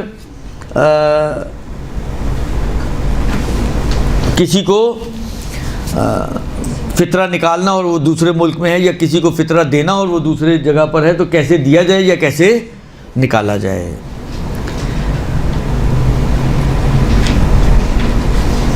یہ تو تقریباً فطرے کے حوالے سے کچھ باتیں ہو گئیں۔ اب جو مسئلہ آتا ہے دوسرا حصہ اس کا کہ کس چیز کو فطرے کے طور پر دیا جائے، وہ مال جس کا فطرہ نکالا جاتا ہے وہ کیا ہے، وہ اجناس کہ جن کا فطرہ جو فطرے کے طور پہ دی جا سکتی ہیں وہ کیا ہیں۔ آغا سیستانی یہ فرماتے ہیں کہ تقریباً 3 کلو وہ چیز کہ جو آپ کے شہر کی رائج غذا ہے، شہر کی، نہ آپ کی اپنی، آپ کا اپنا گھر معیار نہیں کہ آپ زیادہ کیا کھاتے ہیں، معیار یہ ہے کہ آپ کے شہر میں غالباً کیا چیز کھائی جاتی ہے، غالب غذا اناج میں سے۔ اب آپ کہیں جی ہمارے یہاں بکرا بڑا کھایا جاتا ہے، گائے کھائی جاتی ہے، مرغی کھائی جاتی ہے، تو یہ اناج نہیں ہے، لہٰذا یہ فطرہ نہیں بن سکتی۔ غالب غذا جو اناج ہے اس میں سے کیا ہے، آپ کہیں جی ہمارے یہاں آٹا زیادہ کھایا جاتا ہے تو آٹا بن جائے گا، آپ کہیں جی ہمارے یہاں مثلا فرض کریں شاید بنگلہ دیش چلے جائیں تو آپ کہیں گے چاول زیادہ کھائے جاتے ہیں تو چاول بن جائے گی۔ تو ممکن ہے آپ کہیں کراچی میں آٹا اور چاول یہ دونوں غالب غذائیں ہیں تو دونوں بن جائیں گی، آٹا بھی دے سکتے ہیں، چاول بھی دے سکتے ہیں۔ جو بھی خلاصہ آپ کے شہر کی غالب غذا ہے، ہر نفر کے لیے 3 کلو وہ چیز یا اس کی قیمت فطرے کے طور پر دینا واجب ہے۔ فرض کریں ابھی ہم مثال بنا رہے تھے 7 آدمیوں کی فیملی ہے، میاں بیوی اور 5 بچے، یا میاں بیوی 3 بچے ہیں، 2 مہمان آئے ہوئے ہیں۔ خلاصہ اس وقت 7 آدمی ہیں کہ جن کا فطرہ فرض کریں مجھے نکالنا ہے، ٹھیک ہے، تو ہر آدمی کا 3-3 کلو ہے، ہر آدمی کا 3-3 کلو آٹا یا چاول یا جو بھی رائج غذا ہے، اس کے علاوہ بھی اگر کوئی اناج ہے جو رائج غذا بن رہی ہے تو وہ مثلا گندم، مثلا جو، ہر آدمی کے لیے 3-3 کلو یا اس کی قیمت۔ دیکھیں ہمارے کراچی کی اگر ہم بات کریں تو کراچی میں رائج غذاؤں میں آٹا اور چاول دونوں شامل ہوتے ہیں، تو آٹا بھی دیا جا سکتا ہے اور چاول بھی دیے جا سکتے ہیں۔ قیمت بھی دونوں ملا کے دے سکتے ہیں، قیمت اگر نکالیں تو دونوں کو اگر پلس کر لیں آ رہا ہے مسئلہ، ٹھیک ہے، تو آٹا بھی دیا جا سکتا ہے اور چاول بھی دیے جا سکتے ہیں۔ اب مجھے 7 آدمیوں کی دینا ہے تو میں یہ کر سکتا ہوں کہ 3 آدمیوں کا آٹا دے دوں، 4 آدمیوں کے چاول دے دوں، یہ کر سکتا ہوں، لیکن ایک آدمی کا 1.5 کلو آٹا اور 1.5 کلو چاول یہ نہیں کر سکتا۔ ایک ہی جنس سے ایک آدمی کی زکوٰۃ فطرہ دی جائے گی، ایک آدمی کے لیے زکوٰۃ فطرہ کے لیے ایک سے زیادہ جنسوں کو جمع نہیں کیا جا سکتا۔ آپ ایک چھوٹا سا تھیلا بنا لیں، پاؤ بھر آٹا، پاؤ بھر چاول، پاؤ بھر دالیں، یہ اور یہ جو فطرہ 3 کلو ہو گئے، نہیں، یہ نہیں ہو سکتا، درست؟ ہاں یہ کر سکتے ہیں 7 آدمیوں کے تو 7 رنگ برنگی چیزیں دے دیں آپ جو سب رائج غذائیں بنتی ہوں، کیونکہ غیر رائج میں آگاہ کہتے ہیں کہ احتیاط واجب کی بنا پر وہ کافی نہیں ہے، ٹھیک ہے۔ یا آٹا اور چاول دیں، مثلا 7 کے 3 کلو کتنے ہوتے ہیں، 7 3 21، تو 21 کلو آٹا یا 21 کلو چاول آپ کو جو ہے وہ دینے پڑیں گے۔ آپ کہیں یار 21 کلو آٹا کون کھائے گا اتنا، آپ کہیں 10 کلو آٹا، یعنی جو 9 کلو آٹا دے دیں آپ، 12 کلو چاول دے دیں آپ، یا پلس مائنس جو بھی آپ کو جیسا بھی آپ کو پیکیج بنانا ہے وہ آپ بنا سکتے ہیں، لیکن ایک فطرہ ایک ہی چیز کا ہونا چاہیے، ایک فطرہ 2 چیزوں کا نہیں ہوگا، ایک ہی چیز۔ دوسری چیز، اچھا اب میں نے کہا نا کہ دیکھیں ان کی مثالوں میں اگر آپ دیکھیں تو یہ کہتے ہیں جی جو، گندم، کھجور، کشمش۔ اب یہ کھجور کشمش ہمارے یہاں غذا کے، یہ اپنے معاشرے کی بات کریں نا، یا جو حدیث میں آیا تھا جو میں نے شروع میں کہا تھا، مولا نے کہا، اس میں کھجور کا لفظ تھا۔ اب وہ عربوں میں کھجور کھانے کے طور پہ استعمال ہوتی ہے، غذا ہے ان کی، غذائے غالب بھی ہو سکتی ہے، لیکن ہمارے یہاں صرف رمضان میں افطار کرنے کے لیے کھجور استعمال ہوتی ہے۔ وہ بھی آپ کہیں گے جی یہی تمہاری کھانا ہو گیا، تو آپ کہیں گے کیا ہو گیا بھائی صاحب، کھجور ہمارے یہاں غذا کے طور پہ استعمال نہیں ہوتی. کشمش ہمارے یہاں غذا بہت زیادہ. آپ نے تو کسی اپنا اللہ نیکی دے زردے میں پلاؤ میں البتہ وہ افغانی پلاؤ میں بھی ڈلتی ہے, تو وہ کسی نہ کسی چیز میں کھانے میں آپ نے تھوڑی بہت شیر خورمے میں وغیرہ میں ان میں ڈال دی, چھینٹا مار دیا تو استعمال ہو گئی. وہ اللہ غذا کے طور پر نہ ہمارے یہاں کھجور استعمال ہوتی ہے, نہ ہمارے یہاں کشمش استعمال ہوتی ہے. تو برائے مہربانی نہ کھجور کا فطرہ نکالیں اور نہ کشمش کا فطرہ نکالیں. اچھا, ایک غلط فہمی جو چلی آ رہی ہے وہ میں چھوٹی سی یہیں پر ازالہ کر دوں. بعض لوگ آغائے خوئی کے نظریے میں یہ کہتے ہیں کہ جی ان کے یہاں کھجور جائز ہے. نہیں, ان کا بھی یہی مسئلہ ہے. آغا خوئی کا بھی مسئلہ پلس مائنس ایسا ہی ہے.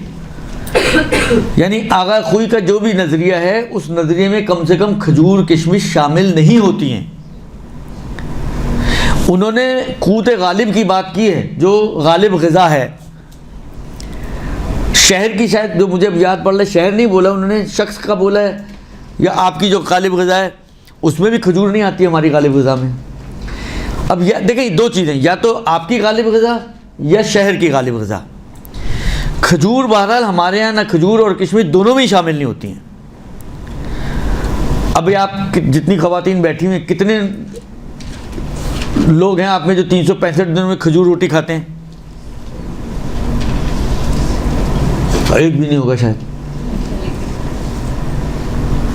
کوئی شوقیہ کھا لیں آپ الگ مسئلہ ہے, لیکن ایز اے غذا کے طور پر آپ کی رائج ہو, یعنی آپ کے یہاں قوت غالب ہے نا, یعنی غلبہ اسی چیز کا کہ آپ اکثر یہی کھاتے ہو, کوئی بھی نہیں ایسا.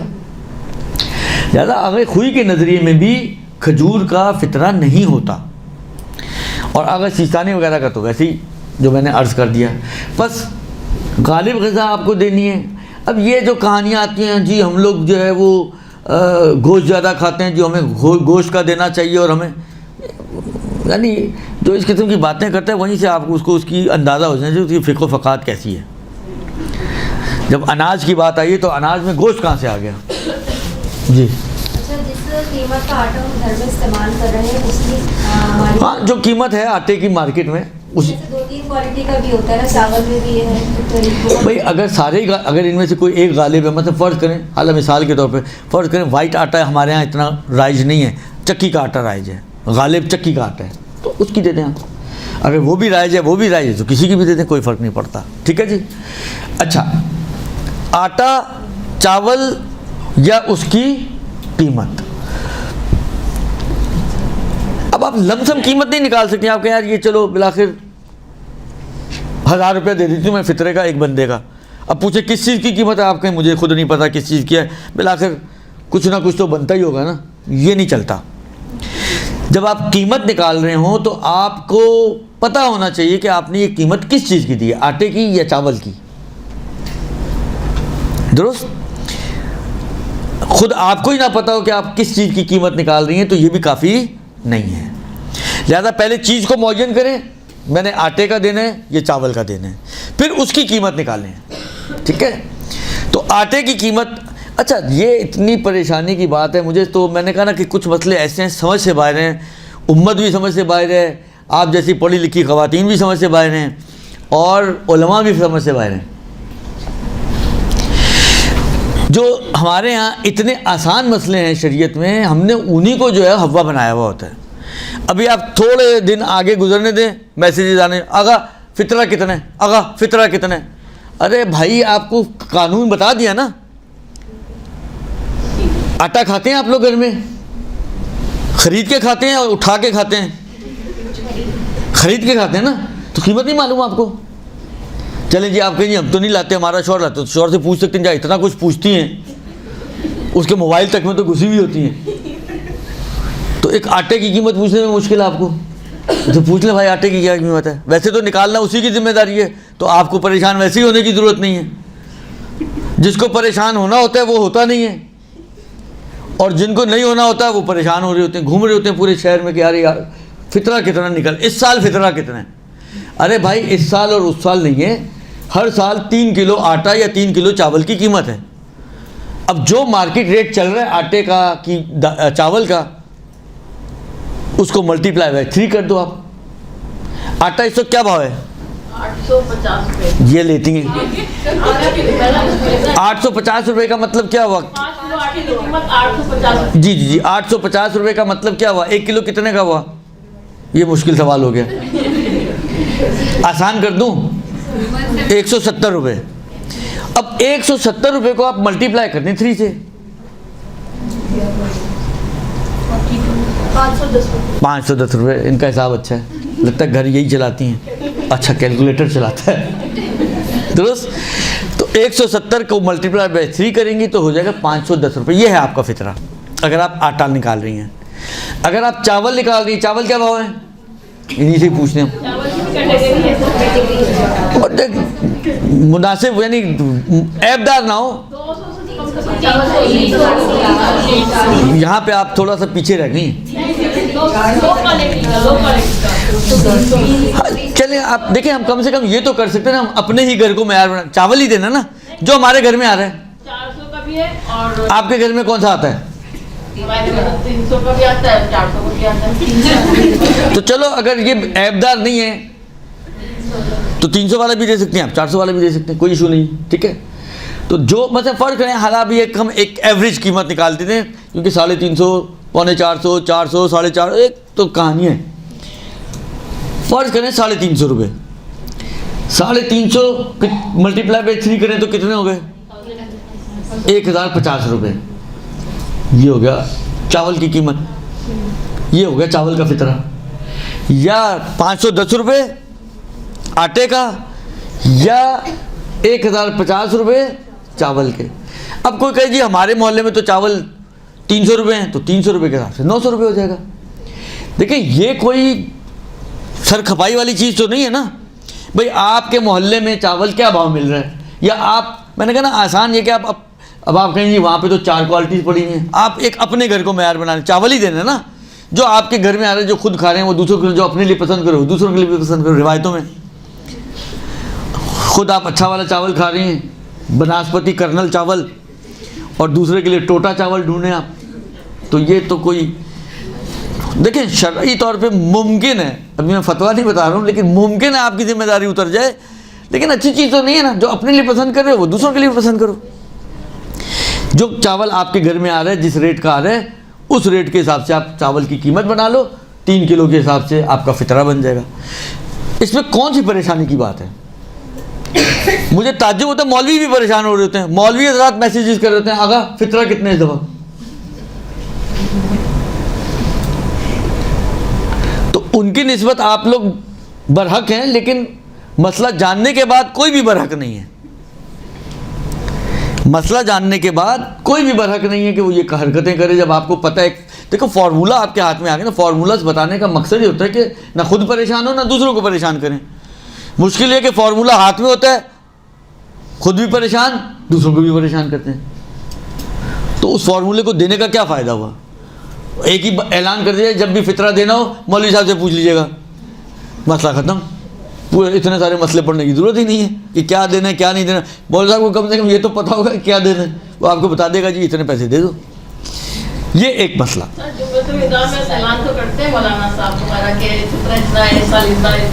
वो करते मजबूरी है ना, उनको पता ना अभी ये जान खाना शुरू कर देंगी कौम। मैं वही अर्ज़ कर रहा हूँ ना, वो ऐलानात इसलिए किए जाते हैं कि जान खाते हैं आप लोग, तो वो कोशिश करते हैं कि एक बड़ी तादाद तक मैसेज पहुँच जाए, तो कम से कम इतने लोग तो जान ना खाएं, तो वो इसलिए बताते हैं। वरना ऐसा पूछने की ज़रूरत नहीं है आपको। फ़र्ज़ करें हालात में, चले मैं आपने बात की, मैं एक मिसाल दूँ आपको, निकाल सकते हैं, मैं बता रहा हूँ, वो भी बताता हूँ। फ़र्ज़ करें कि मौलाना साहब ने, अब वो कहीं से सब्सिडीज़ आटा लाते हो, उनको मिल रहा है 700 रुपये की बोरी, और उन्होंने उसी हिसाब से आपको मसलन कहा जी 150 रुपये का आटा, 450 रुपये फितरा है मसलन। लेकिन आपको पता है कि आपके इलाके में और आप जहाँ से रहते हैं वहाँ पर ये रेट नहीं है, तो आप मौलवी साहब की बात नहीं मानेंगी, आप जो है उसकी बात मानेंगी। यानी अगर आप 700 रुपये का आटा ढूंढने निकलें तो पूरा कराची घूम के आ जाएंगी, 700 रुपये से ज़्यादा पेट्रोल फूंक मारेंगी, आटा नहीं मिलेगा आपको 700 रुपये में। تو وہ قیمت نہیں ہے کہ جو شاذ و نادر کہیں سے کسی کے پاس پڑا پڑایا ہو، یا کوئی جا کے اپنی دوستی یاری چلاتے ہوئے جا کے فیکٹری والے سے نکال کے، مل والے سے نکال کے لے، وہ قیمت مراد نہیں ہے. جو رائج ہے وہ چیز ہے. ٹھیک ہے نا. تو سب سے آسان حل یہی ہے کہ آٹا آپ کے گھر بھی آتا ہے، چاول آپ کے گھر بھی آتے ہیں، جو جس ریٹ پر آ رہا ہے سکون سے اس کو ملٹیپلائی بائی 3 کریں اور آپ اپنا فطرہ نکال دیں. کسی سے نہ پوچھنے کی ضرورت ہے، نہ کسی سے نہ دائیں دیکھنے کی ضرورت ہے، نہ بائیں دیکھنے کی ضرورت ہے. اپنا کام خود کریں، چیٹنگ الاؤڈ نہیں. درست. تو اپنا کام خود انجام دیں آپ. یہ ایک مسئلہ. اچھا ہم لوگ کرتے کیا ہیں؟ جس طرح مثلا فرض کریں اب یہ 510 روپے بن گیا. اب آپ نے کہا یار یہ 510 روپے میں 10 روپے، اب میں 600 روپے ڈال دیتی ہوں میں. اچھا بعض لوگ 600 روپے ہی کے اوپر نیت کر لیتے ہیں فطرے کی کہ 600 کا 600 فطرہ ہو جائے.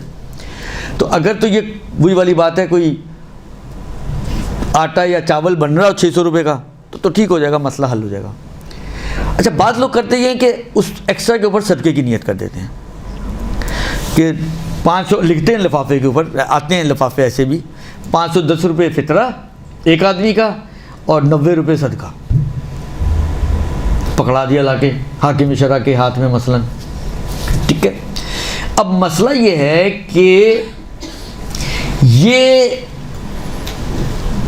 فطرہ ہوا یا نہیں ہوا. اچھا کبھی ایسا ہوتا ہے، اب یہ میں اس کی صورتیں بنا رہا ہوں تاکہ مسئلہ کلیئر ہو جائے آپ کے لیے. ایک مرتبہ میں نے لفافہ کھولا، مثلا میرے پاس آیا کوئی لفافہ ایسا ہی، ایک آدمی کا فطرہ ہے، 510 روپے فطرہ اور 90 روپے. جب لفافہ کھولا اس میں 510 ایک پڑے ہوئے تھے، 90 ایک پڑے ہوئے تھے، تو یہ تو ہو جائے گا، اس میں تو کوئی ایشو نہیں ہے. لیکن جب لفافہ کھولا نکلے 600 روپے، 510 اور 90 الگ الگ نہیں ہیں، مکسڈ 600 روپے اس میں سے نکلیں. اس میں آغا سیستانی نے اشکال کیا ہے. اس میں آغا سیستانی نے اشکال کیا ہے. البتہ میں نے کوشش کی ہے تھوڑی سی معلومات کرنے کی، کہ کیونکہ اشکال کا مطلب کیا ہوا، احتیاط واجب، کہ احتیاط واجب کی بنا پر اس طرح سے کیا کہتے ہیں وہ فطرہ نہ نکالا جائے کہ مکسڈ ہو. تو میں نے، ہمارے کم میں ایک دوست ہیں، خدا ان کو اجر عظیم دے کہ انہوں نے تھوڑی سی زحمت کی. تو میں نے کہا کہ آغا آپ ذرا وہاں پہ آغا وحید اور آغا زنجانی ان میں سے ان سے پوچھ کے ذرا مجھے بتا دیں کہ کیا صورت حال ہے یہاں پر، کہ یہ جو ہے کیا کہتے ہیں چلے گا یا نہیں چلے گا. تو انہوں نے کہا کہ آغا وحید کا بھی ایسا ہی ہے، اشکال ہے. بس آپ وہاں سے جب چلے آغا وحید پر آئے ان کا بھی اشکال. اب ہم چلتے ہیں اگر آغا زنجانی کی طرف، تو آغا زنجانی کہتے ہیں کہ اس میں کوئی اشکال نہیں ہے، یہ ہو سکتا ہے. تو کیونکہ اشکال ہے تو رجوع تو کیا جا سکتا ہے. اشکال ہے نا، احتیاط واجب ہے، جو اشکال کا حکم یہ احتیاط واجب والا ہے. تو اس کا مطلب ہے کہ آپ کے پاس ایک رجوع کی گنجائش ہے. تو اگر اس مسئلے میں آپ آغا زنجانی کی طرف رجوع کر لیں تو یہ مسئلہ آپ کا انشاءاللہ العزیز حل ہو جائے گا. ٹھیک ہے. یہ یہاں تک کا مسئلہ. اب یہ کسی نے کچھ پوچھا تھا، میں نے کیا آپ میں سے کسی نے کچھ ابھی سوال کیا تھا کچھ؟ وہ تو بتا دیا نا کہ بڑھا کے میں اگر صدقے کی نیت کی ہے. اچھا اس میں ایک چیز اور بھی البتہ، اگر صدقے کی نیت نہیں کرے، مگر یہی نیت کرے کہ ہم کتنا ہی دیتے ہیں. میں وہی کہنا کہ اگر وہ مثلا فرض کریں آپ نے 250 کی بجائے 300 کر دیے اور 300 روپے کلو بھی چاول موجود ہے اور آپ نے چاول کی نیت کی ہے مثلا، تو ٹھیک ہے. یا آٹا بھی ایسا ہی ہے، یہاں پہ 850 مل رہا ہے، آپ ڈیفینس میں جائیں گے تو 900 روپے مل رہا ہوگا مثلا. ٹھیک ہے نا. تو یعنی یہ اگر ان میں کہیں ایڈجسٹ ہو رہا ہے. مجھے یاد پڑتا ہے ابھی کہیں تازہ ہی میری نظر سے یہ گزرا بھی ہے ویسے، کہ اگر کوئی پورے پہ بھی فطرے کی نیت کرتے تو چل جائے گا. یہ گزرا ہے میری نظر سے کہ اگر کوئی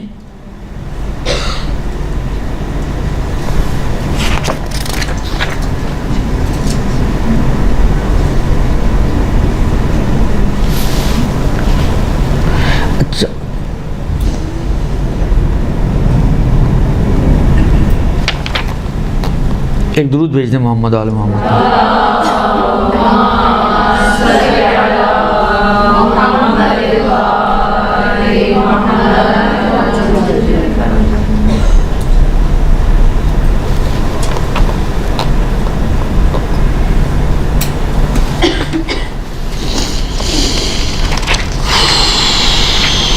اب وہی والی بات ہے، دیکھیں جلدی جلدی میں پتہ نہیں ملے گا یا نہیں ملے گا. چلیں اگر نظر پڑ گئی تو میں بتا دوں گا پھر دوبارہ دیکھ کے. تو ایک تو شرط، اچھا جس چیز کو آپ دے رہے ہیں وہ عیبدار نہیں ہونی چاہیے، صحیح و سالم ہونی چاہیے. اس کے علاوہ شرط یہ ہے کہ بہت زیادہ اس کے اندر مثلا چاول کے اندر کنکر اتنے زیادہ کہ وہ چاول کم اور کنکر زیادہ ہیں، ایسا نہ ہو. ایک جتنے نارمل ہوتے ہیں اس حد تک تو ٹھیک ہے، لیکن ایکسٹرا آرڈنری اس کے اندر ملاوٹ نہ ہو. پھر یہ ہے کہ جو فطرہ دیا جائے وہ حلال مال سے دیا جائے. اگر کسی نے حرام مال سے فطرہ دیا ہے، کوئی غصبی مال اس کے پاس پڑا ہوا تھا، اس نے اسی میں سے فطرہ دے دیا، تو یہ کافی نہیں ہوگا. اچھا اس کے بعد ایک مسئلہ اب یہ آتا ہے کہ دیکھیں ویسے تو یہ کہتے ہیں کہ فطرہ جو ہے غروب جو بھی ہم نے پڑھا مسئلہ کہ عید فطر کی جو شب ہوتی ہے تو غروب آفتاب کے وقت سے لے کر ظہر تک فطرے کو ادا کرنا واجب ہے. لیکن کہتے ہیں کہ اگر کوئی شخص رمضان میں بھی فطرہ دے دے تو وہ بھی کافی ہے. رمضان میں فطرہ دے دے، رمضان میں نکال کے الگ کر لے تو یہ فطرہ نہیں بنے گا. ابھی جو بات آئی تھی نا کہ اگر کسی نے فطرے کی نیت سے الگ رکھ دیے تو وہ فطرہ بن گیا. یہ مسئلہ ہے شب عید سے لے کر ظہر تک کا، کہ اگر شب عید سے ظہر تک کوئی نکال کے نیت کر کے رکھ دے، میں نے نیت کی، یہ فطرہ ہو جائے گا. لیکن اگر میں رمضان میں فطرے کی نیت سے نکال کے بھی الگ کر دوں ابھی سے ہی، بعض اوقات آپ کہیں گے جی خرچ نہ ہو جائیں، وہ بعد میں پریشانی نہ ہو، ابھی سے آپ نے فطرے کی نیت کر کے نکال کے، یہ فطرہ نہیں بنے گا.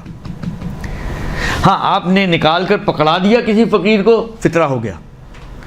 نیت کرنے سے الگ کرنے سے فطرہ نہیں بنے گا. پہنچا دینے سے فقیر کو دے دیا، اپنے حاکم شرع کو دے دیا، یہ فطرہ بن جائے گا. بس اول رمضان سے لے کر آخر رمضان تک، رمضان میں کسی بھی موقع پر آپ یہ فطرہ دے سکتی ہیں.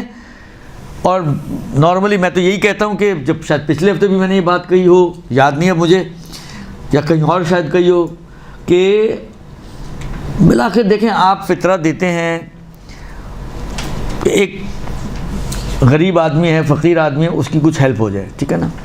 اب اس کو اگر بچوں کے کپڑے بنانے ہیں یا اس کو کوئی چیز لینی ہے تو آپ عید والے دن یا عید کے دن یا اس سے اگلے دن یا اس کے بعد والے دن دیں تو اس کے، اب دیکھیں ایسا نہیں کہ کام کے نہیں ہیں، لیکن جو اس کی اہم ضرورت تھی وہ تو نکل گئی. تو اس لیے میں نارملی ریکمینڈ یہ کرتا ہوں کہ ابھی جو ایام ہیں آپ، جب جائز ہے ہمارے لیے تو مشکل کیا ہے، آپ ابھی سے ہی اپنے فطرے کے اوپر نیت کریں، اور جو بھی آپ کو شرائط والا شرعی فقیر ملے، جس کو یا بعض اوقات بعض لوگوں کے ہوتے ہیں ذہنوں میں ہوتے ہیں کہ ہم نے اس کو پہنچانا ہے، اس کو دینا ہے، اس کو دینا ہے، اگر اس میں شرائط موجود ہوں تو آپ ابھی سے ہی اپنا فطرہ اس کو دے دیں، تاکہ اگر وہ کچھ لینا چاہے بچوں کے لیے، اپنے لیے، گھر کے لیے تو لے سکے. اب ظاہری بات ہے دیکھیں یہ تو ضروری نہیں ہوتا کہ ہر آدمی ایک ہی بندے کو دے، ایک آپ کا جان پہچان والا ہے، ایک آپ کا، سب کے الگ الگ ہو سکتے ہیں. اب ہمارا فطرہ ویسے ہی کتنا بننا ہوتا ہے، کوئی 1 لاکھ روپے تو فطرے میں نکلتا نہیں ہے. یہی 5 آدمیوں کی فیملی ہے، آٹے کا نکالیں گے تو 2500 روپے، 3000 روپے، 7000 روپے، 4000 روپے. اب یہ 3 4 5 7 میں ویسے ہی کچھ نہیں آنا ہوتا جو مہنگائی کا حال ہے اس وقت. تو کم سے کم اگر وہ یہ سوچ لے کہ چلو عید والے دن بچوں کو کھانا ہی اچھا کھلا دوں، کوئی چکن وکن لا کے رکھ لوں، تو اس حد تک تو ہو جائے اس کا. تو اس کو اگر آپ دے سکیں تو میں تو آپ کو یہی مشورہ دوں گا کہ ابھی سے فطرہ نکال کر پہنچا دیں تاکہ اس کی ضرورت پوری ہو سکے. جی جس کو فطرہ دیا جانا ہے اس کے اندر بھی کچھ شرائط ہونا چاہیے. جی آ رہی ہیں ٹھیک ہے جی، سمجھ میں آ گئی بات. ہاں فطرہ نکالنے کے بعد ڈیلے کرنا اس کو بغیر کسی عذر کے جائز نہیں ہے. ہاں اگر کوئی آپ کے پاس عذر ہے، مثلا یہ کہ آپ کسی خاص شخص کو دینا چاہتے ہیں اور اس کو پہنچانے تک یا اس تک پہنچنے میں آپ کو 2 دن لگ جائیں گے، 2.5 دن لگ جائیں گے، 3 دن لگ جائیں گے، یا وہ بھی کراچی سے باہر گیا ہوا ہے، چھٹیوں سے واپس آئے گا، تو اس حد تک یعنی کوئی عقلائی وجہ ہو تو اس حد تک آپ پھر اس کو ڈیلے کر سکتے ہیں. اچھا اب یہاں پر یہ 2 حصے ہو گئے. تیسرا حصہ اس ٹاپک کا، اس کا مصرف، فطرے کے مصارف کیا ہیں, کہاں کہاں خرچ کیا جا سکتا ہے. اچھا, اگر آپ فقہ کا انداز دیکھیں تو آپ کو اندازہ ہو جائے گا کہ یہ زکوٰۃ مال جو ہوتی ہے, جو 9 چیزوں پر واجب ہوتی ہے, اسی چیپٹر میں اینڈ میں زکوٰۃ فطرہ کو لے کر آتے ہیں. یعنی کہنا یہ بھی زکوٰۃ ہی کی ایک طرح کی کنٹینیویشن ہے. ٹھیک ہے, اسی لیے بہت سارے اس کے مسائل زکوٰۃ سے ملتے جلتے ہیں. لیکن زکوٰۃ کے جو مصارف ہیں 7-8 مصرف وہاں پہ بتاتے ہیں کہ زکوٰۃ ان چیزوں پہ خرچ ہو سکتی ہے. فی سبیل اللہ ہو سکتی ہے, مؤلفۃ القلوب پہ خرچ ہو سکتی ہے, عاملین زکوٰۃ پہ خرچ ہو سکتی ہے, فقراء کے لیے خرچ ہو سکتی ہے, واہ واہ واہ. ٹھیک ہے, آیا جو مصارف اصل زکوٰۃ کے ہیں کیا وہی سارے مصارف فطرے کے بھی ہیں؟ کیونکہ دونوں جڑواں بہنیں ہیں مثلا, تو اس کے جو احکام ہیں وہی اس کے اوپر جاری کریں ہم. آغا سیستانی یہاں پر کہتے ہیں کہ نہیں, احتیاط واجب کی بنا پر جتنے بھی مصارف زکوٰۃ میں بیان ہوئے ہیں ان میں سے جو صرف فقراء والا مصرف ہے فطرے کو صرف اسی مصرف پہ خرچ کیا جائے. باقی مصارف آپ کہیں جی مسجد بنانا, پل بنانا, یہ کرنا وہ کرنا, ان چیزوں کے اوپر آپ فطرے کو استعمال نہ کریں, صرف فقراء کو دیں فطرہ احتیاط واجب کی بنا پر. یہ ایک مطلب. اب اگر فرض کریں, اب یہ فرضیے ہیں, کم سے کم ہمارے شہروں میں تو یہ چیز نہیں ہے کہ اگر آپ کے شہر میں کوئی شیعہ فقیر نہ ہو تو کہتے ہیں کہ پھر کسی سنی فقیر کو بھی دیا جا سکتا ہے. البتہ وہ سنی ناسبی نہیں ہونا چاہیے, نارمل معتدل قسم کا سنی ہو اور فقیر ہو, اور اپنے حساب سے جو اپنی شریعت کے حساب سے باقی شرائط ہوں اس میں تو اس کو دیا جا سکتا ہے.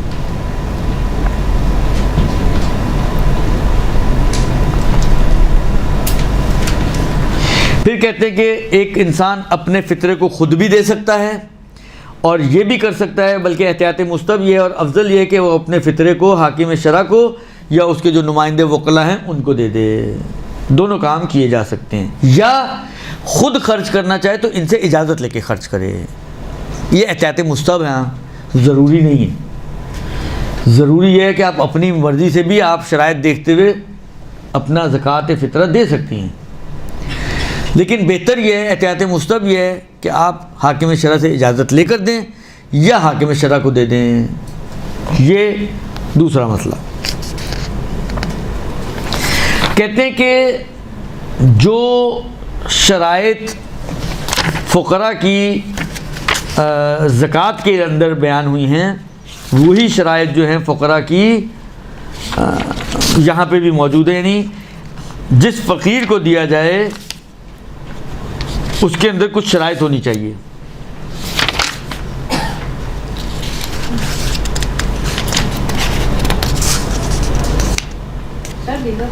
ایک منٹ میں ذرا آپ کو حافظے کی بجائے, ہاں یہ ہیں شرائط. پہلی شرط یہ ہے کہ وہ شیعہ 12 امامی شیعہ, اسماعیلی شیعہ, بوری شیعہ نہیں, 12 امامی شیعہ. ایک درست.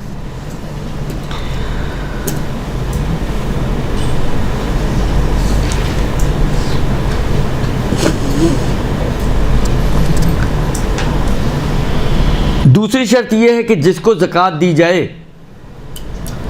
زکوٰۃ کو حرام میں خرچ نہ کرے. آپ سے زکوٰۃ لے جا کے جوا کھیل لے, آپ سے زکوٰۃ لے جا کے شراب کی بوتل اٹھا لائے, درست, یہ کام نہ کرے.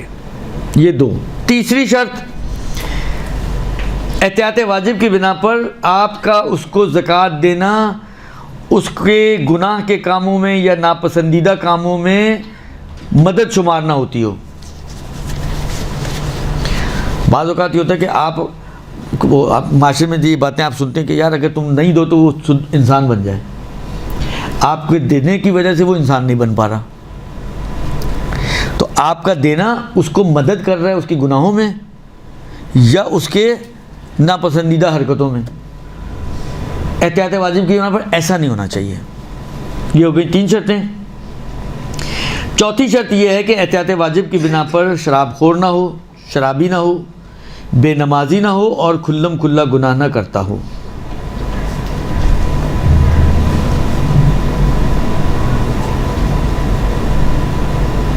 ٹھیک ہے جی. ان 3 چیزوں میں شراب خور ہونا, بے نمازی ہونا کھلم کھلا گناہ گار ہونا، ان تینوں میں احتیاط واجب ہے آغاز سیستانی کی. تو یہ اصل میں تو 3 شرطیں ہیں، لیکن تینوں کو مرج کر کے انہوں نے ایک شرط میں لکھا ہے، تو اس اعتبار سے یہ ہو گئی 4 شرطیں ہیں. 5ویں شرط یہ کہ جس کو آپ زکوٰۃ دے رہے ہوں وہ آپ کا واجب النفقہ نہ ہو، یعنی جس کو فطرہ دے رہے ہوں، مثلا شوہر اپنی بیوی کو فطرہ نہیں دے سکتا. بس واجب النفقہ افراد کو، یا بعض صورتوں میں اگر والدین واجب النفقہ ہیں اولاد کے، اگر فقیر ہیں تو اولاد فطرہ نہیں دے سکتی والدین کو، درست. بس واجب النفقہ نہیں ہونی چاہیے.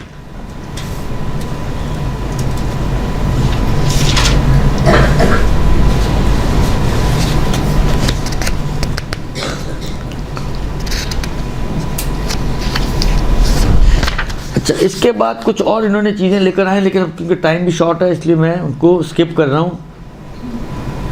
آیا دیکھیں، ہم نے کیا کہا کہ واجب النفقہ کو زکوٰۃ نہیں دے سکتے، لہذا شوہر تو بیوی کو نہیں دے سکتا. الٹا ہو جائے، شوہر فقیر آدمی ہو، بیوی کھاتی پیتی ہو، تو کیونکہ شوہر فقیر ہے اس پہ تو زکوٰۃ فطرہ واجب نہیں ہوگا. بیوی کھاتی پیتی ہے تو اس پہ اپنا تو واجب ہو ہی جائے گا. تو یہ اپنے ہی زکوٰۃ فطرہ آیا اپنے شوہر کو دے سکتی ہے؟ کہتے ہیں ہاں یہ دے سکتی ہے، اس لیے کہ شوہر اس کا واجب النفقہ نہیں ہے. ٹھیک ہے جی.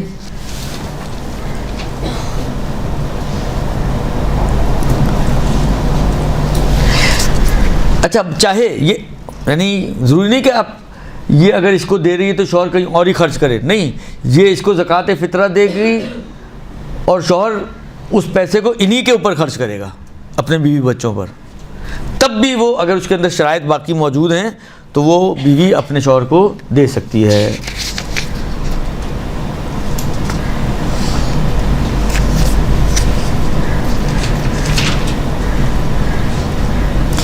اسی طریقے سے اگر کوئی ایسی بیوی ہے کہ جو واجب النفقہ نہیں ہے، مثلا دائمی بیوی نہیں ہے بلکہ موقت بیوی ہے.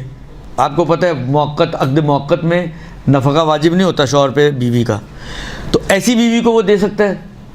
اب آپ نے کہا تھا جی واجب النفقہ نہیں ہونی چاہیے، بیوی ہے واجب النفقہ نہیں ہے، کہتے ہیں ہاں ایسی کو اگر اس کے اندر شرائط موجود ہیں تو وہ دے سکتا ہے، اس میں کوئی حرج نہیں ہے.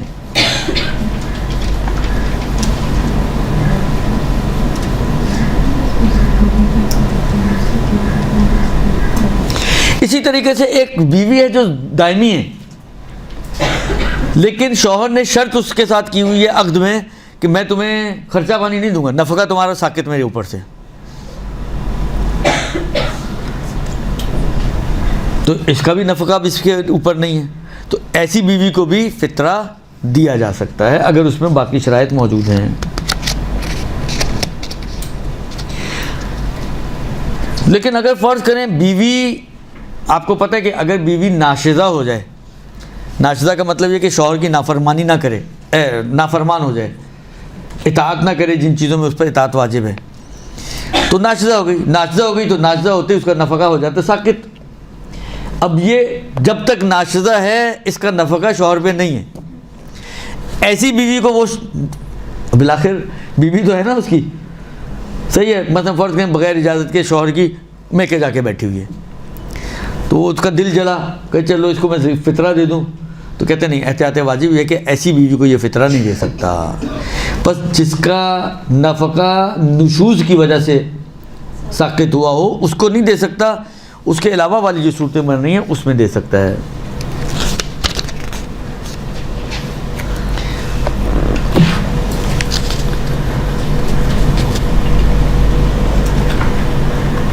اسی طریقے سے ایک شرط اور یہ ہے کہ غیر سید سید کو فطرہ نہیں دے سکتا.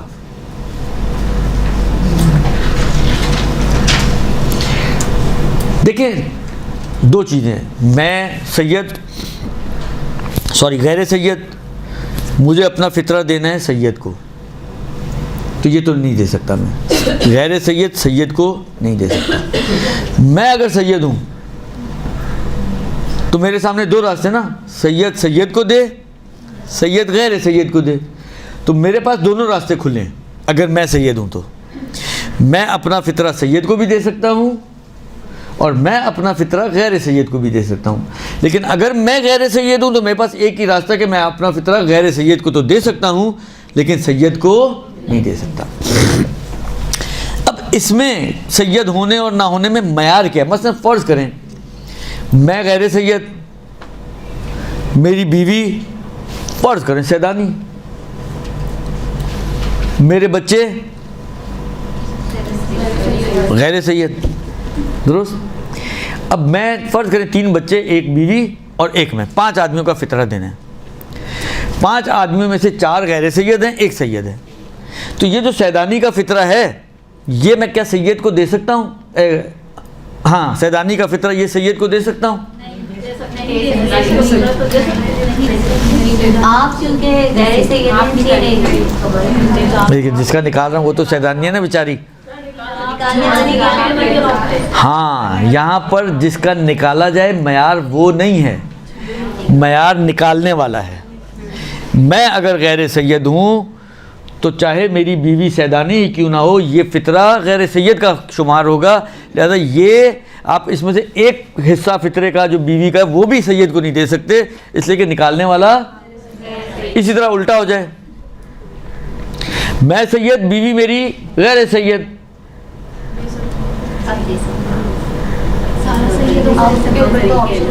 اور آبویسلی اولادیں تو سید ہی ہونی چاہیے اگر پچھلے کیس میں غیر سید بن رہی تھی تو. اب یہ 5 آدمیوں کا جو فطرہ میں نے نکالا ہے، کیا ضروری ہے کہ میں 5 میں سے ایک جو غیر سیدانی کا ہے اس کو الگ کر کے باقی 4 فطرے دوں سید کو؟ کہتے ہیں نہیں. نکالنے والا اگر سید ہے تو یہ جو بھی فطرہ جس کا بھی نکال رہا ہے وہ سارا سید کا فطرہ کہلائے گا. آپ یہ سید کو دے سکتے ہیں. بس معیار نکالنے والا ہے نہ وہ کہ جن کا نکالا جا رہا ہے. ٹھیک ہو گیا جی؟ ہو اس کے بعد کیا فرماتے ہیں؟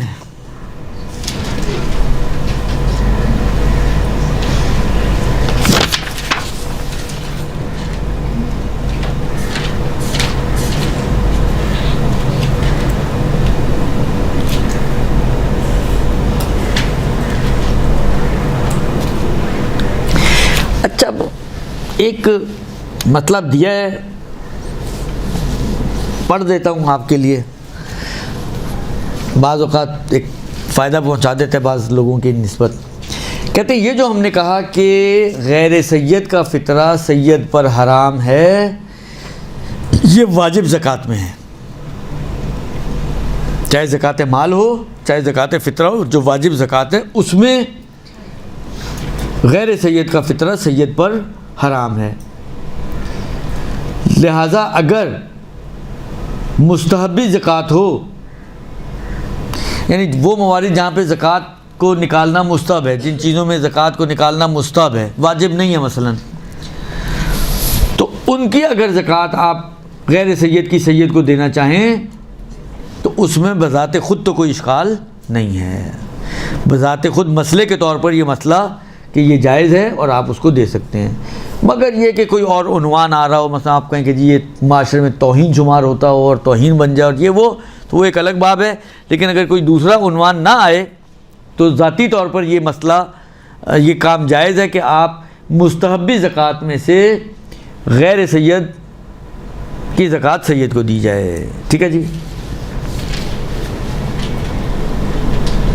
اچھا اب ایک بندہ آیا آپ کے پاس، یا آپ جانتے ہیں مجلسوں میں، محفلوں میں، درسوں میں، کہیں پہ آپ کی ملاقات ہوتی رہتی ہے، آپ کو یہ اندازہ ہے کہ شرائط موجود ہیں لیکن یہ نہیں پتہ سید ہے یا غیر سید ہے، اور آپ ہیں غیر سید. تو آیا جس شخص کے بارے میں معلوم نہ ہو کہ وہ سید ہے یا سید نہیں ہے، آیا اس شخص کو ہم اپنا غیر سید کا فطرہ دے سکتے ہیں یا نہیں دے سکتے؟ فرماتے ہیں کہ جی ہاں دے سکتے ہیں. البتہ اگر وہ خود آ کے کہے، جیسے بعض لوگ میں سید ہوں، میرے سہم سادات سے مدد کر دیں، یہ وہ، اگر وہ خود سیادت کا دعوے دار ہے. دیکھیں ایک بات یاد رکھیں ہمیشہ، اگر کوئی اپنے فیور میں دعویٰ کرتا ہے تو اس کا دعویٰ نارملی قبول نہیں ہوتا. ٹھیک ہے نا؟ مطلب فرض کریں میں آپ کو کہوں کہ جی میں فقیر ہوں، تو میرے کہنے سے میرا فقر ثابت نہیں ہوگا. میرا فقر میرے علاوہ کسی اور کے کہنے سے ثابت ہوگا. تو جب بھی، کیونکہ دیکھیں یہ میرا دعویٰ تو میرے فیور میں جا رہا ہے نا، فقیر بن گیا زکوٰۃ بھی لے سکتا ہوں، فطرہ بھی لے سکتا ہوں، اور 10 چیزیں لے سکتا ہوں، دوسرے کمائی اور کچھ نہیں تو آپ کی ہمدردیاں لے سکتا ہوں، ہیں دوسرے کمائی تھے اس کے کتے ہاں، دوسرے راستے سے میری فقر کو آپ ثابت کر سکتے ہیں. اسی طرح کوئی آگے کہ جی میں سید ہوں، بہت سے آپ نمازی مسجدوں میں آتے ہیں، ایک لیٹر لیا ہوا ہوتا ہے جی میں سید ہوں، غریب ہوں، فقیر ہوں، سمع سادات سے میری مدد کرتے ہیں. اب اس کے کہنے سے تھوڑی اس کا سید ثابت ہونا ہے، اس کی سیادت اس سے ہٹ کر ثابت ہونی چاہیے. اچھا اب یہ شخص آیا ہمارے پاس، جی میں سید ہوں، آپ اس کو پتہ تھا کہ میں تو غیر سید ہوں، لیکن کہتا ہے میں سید ہوں، میری کچھ ہیلپ کر دیں. اب آپ کے پاس فطرہ پڑا ہوا تھا، آپ نے پیچھے کا پڑا مسئلہ کہ جی کسی کا پتہ نہ ہو سید ہے سید نہیں، تو فطرہ دے سکتے ہیں اس کو، یا زکوٰۃ دے سکتے ہیں اس کو. تو آپ نے جیب میں ہاتھ ڈالا یا بیگ میں ہاتھ ڈالا، اور لیکن کہتے ہیں یہ اس شخص کی نسبت نہیں ہے کہ جو خود سیادت کا دعوے دار ہے، کہ وہ تو اپنے آپ کو سید سمجھ رہا ہے نا، لہذا اس کے لیے زکوٰۃ لینا جائز نہیں ہوگا. میرے لیے دینا جائز ہو جائے یہ ایک چیز ہے، اس کے لیے لینا جائز ہو جائے یہ دوسری چیز ہے. فرض کریں ایک، اچھا کچھ لوگوں کی عادت ہوتی ہے وہ ہر وقت رونے روتے رہتے ہیں، ہر وقت جو ہے وہ حلیہ ان کا ایسا ہوتا ہے کہ آپ کو لگے گا کہ شاید کراچی کا سب سے فقیر غریب آدمی یہی ہے. عین ممکن ہے کہ جو تھیلا وہ کپڑے کا گندا میلا کچیلا سا لے کے گھوم رہا ہے، اس کے اندر لاکھوں روپے پڑا ہوا ہو. اس نے اپنا حلیہ ہی ایسا بنایا ہوا ہے کہ کسی کو شک ہی نہ ہو کہ اس کے پاس بھی کچھ ہو سکتا ہے. تو آپ اپنی دانش میں اس کو غریب فقیر سمجھ رہے ہیں، ٹھیک ہے نا، لیکن وہ حقیقت میں نہیں ہے. تو ممکن ہے آپ کے لیے مثلا اب وہ سید ہوگا تو آپ کے لیے سمع سادات دینا اس کے لیے، کیونکہ آپ کے اپنا عقیدہ یہ ہے کہ یہ فقیر ہے اور باقی شرائط نماز میں آتا ہے، نماز پڑھتا ہے، داڑھی رکھی ہوئی ہے وغیرہ وغیرہ وغیرہ، تو آپ اس کو سمع سادات آپ کے لیے دینا جائز ہو جائے گا. لیکن وہ کیونکہ جانتا ہے کہ میں فقیر نہیں ہوں، اس کے لیے لینا حرام ہے. تو یہ ذہن میں رکھیں، ضروری نہیں کہ اگر میرے لیے دینا جائز ہے تو اس کے لیے لینا بھی جائز ہو جائے.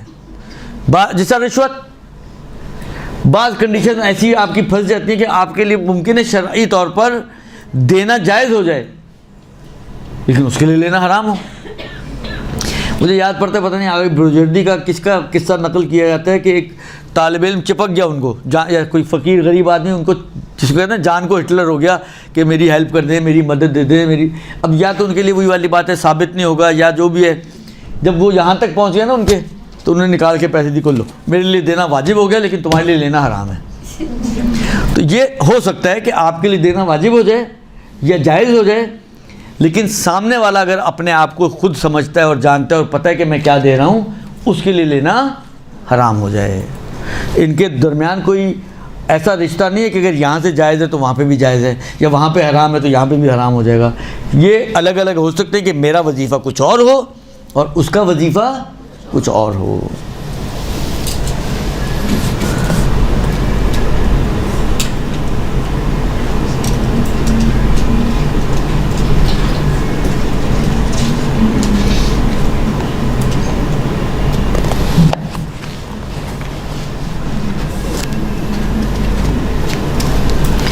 اچھا ایک اور مسئلہ جو پیچھے مسئلہ گزرا نا، کہ جب وہ پیسے نکال رہا ہو تو طے کرے کہ کس چیز کے پیسے نکال رہے ہیں. یہ اس صورت میں ہے یہ واجب طے کرنا کہ جب ایک سے زیادہ چیزیں رائج غذا بن رہی ہوں اور ایک سے زیادہ چیزیں زکوٰۃ کے طور پہ دی جا سکتی ہوں. لیکن فرض کریں کسی معاشرے میں صرف گندم ہی رائج غذا ہے، کوئی اور چیز ہے ہی نہیں رائج غذا، یا چاول ہی رائج غذا ہے، کوئی اور چیز. مثلا فرض کریں بنگلہ دیش میں چل جائیں، وہ چاول کے شوقین لوگ ہیں، ادھر رائج غذا صرف چاول ہے، آٹا رائج غذا نہیں ہے ان کی، کبھی کبھار کھاتے ہیں لیکن رائج نہیں ہے. تو اب اس کو کیونکہ رائج غذا ایک ہی چیز ہے نا، اور یہی چیز فطرہ کے طور پہ نکالی جا سکتی ہے. اب اس شخص کے لیے واجب نہیں کہ یہ معین کرے کہ جی میں مثلا چاول کا فطرہ دے رہا ہوں، اس لیے کہ یہ آٹومیٹکلی معین ہو جاتا ہے. یہ چیز آٹومیٹکلی معین ہو جاتی ہے کیونکہ رائج غذا دینی ہوتی ہے، رائج غذا ایک ہی ہے، تو آٹومیٹکلی اس کا مطلب ہے وہ یہی چیز فطرے میں دے رہا ہے. ٹھیک ہے.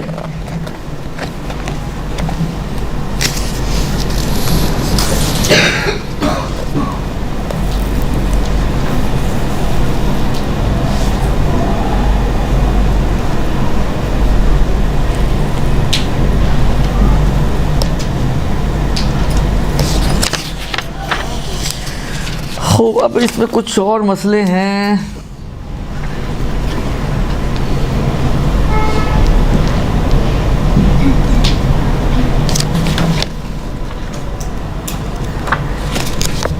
فطرت توڑا نہیں جا سکتا کہ کیا مراد؟ کیا چیز فطرت توڑا نہیں جا سکتا. بتایا نا، فطرت توڑا نہیں جا سکتا سے مراد دو صورتیں ہو سکتی ہیں توڑنے کی. ایک دیتے وقت توڑنے کی مثال جو عرض کیا کہ آدھا یہ اور آدھا وہ، ایک ہی جنس ہونی چاہیے. ایک توڑنے سے مراد یہ ہوتی ہے کہ جس کو ہم دے رہے ہیں مثلا 3 کلو آٹا تو ایک ہی بندے کو دیں، 1 کلو 3 آدمی کو، 1.5 کلو 2 آدمیوں کو نہ دیں، یہ ہے توڑنا. اگر آپ اس کو 2 آدمیوں میں تقسیم کر رہے ہیں تو فطرہ ٹوٹ گیا نا. عام طور پہ فقہا اس کو منع کرتے ہیں کہ یہ وہ بھی منع ہے، پہلی والی جو صورت بتائی یہ بھی منع ہے، ٹھیک ہے. لہذا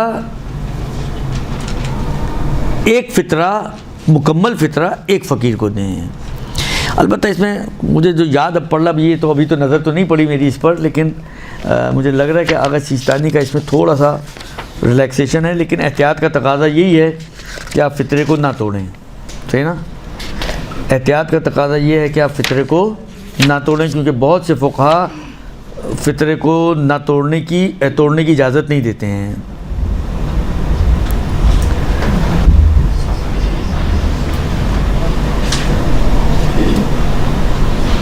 سر، جی جی جی.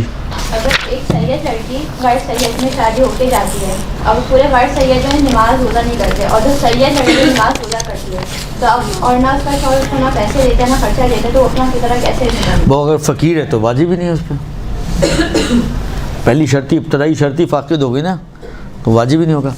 اچھا، یہ 2 سوال ہیں. اگر کسی کی شادی ہو گئی ہو اور اس عورت کے شوہر باہر ملک میں ہوں اور وہ اپنے والدین کے گھر رہتی ہو، تو اس حالت میں ان کا فطرہ کون ادا کر رہا ہے؟ اس کے اوپر خرچ کون کر رہا ہے؟ کس کا سوال ہے؟ کون اس کے اوپر خرچہ کر رہا ہے؟ اگر والدین خرچہ کر رہے ہیں تو والدین پہ واجب ہوگی. اگر والدین میں کے گھر رہتے ہوئے خرچہ اس کا شوہر ہی اس کے اوپر کر رہا ہے تو یہ شوہر دے گا. یعنی جس کی یہ نانخور شمار ہوگی نا، اس پہ فطرہ واجب ہوگا. آسان یہ ہے اس کا جواب. سوال، حالت روزہ میں اگر حیض شروع ہو جائے تو کیا روزہ باطل ہو جاتا ہے اور پھر اس روزے کی قضا ہوگی؟ جی ہاں، اگر 2 منٹ پہلے اذان سے حیض آ گیا تو آپ کی 12.5 گھنٹے کی محنت ضائع اور روزہ ہو جائے گا باطل، اور اس کی قضا آپ کے اوپر ہو جائے گی واجب. صلی اللہ. سوال ہے جو آپ نے بتایا تھا کہ کوئی غروب آفتاب کے بعد انتقال کر جائے نا تو جی. اس کا فطرہ دینا ہوتا ہے. اگر وہ خود ہی سرپرست ہو، مطلب گھر کا ہی سرپرست جو تھا جس کے ساتھ نانخور تھے، تو اس کا کیا ہوگا؟ بھائی مسئلہ یہ ہے کہ وہ اگر یہ مالدار آدمی تھا، اگر غنی تھا تو ہی مسئلہ آئے گا نا. تو غنی کا مطلب ہے کہ جیسے اس کا انتقال ہو گیا اس کے سارے گھر والے غنی ہو جائیں گے. اب عبد الغنی کے انتقال پر گھر والے خود ہی غنی ہو جائیں گے، اس لیے کہ ساری مال تو وراثت میں مل گیا ان کو. اور ویسے بھی یہ مسئلہ اس کے اپنے مال سے نکالنے کا تھا. صلی اللہ علیہ وسلم.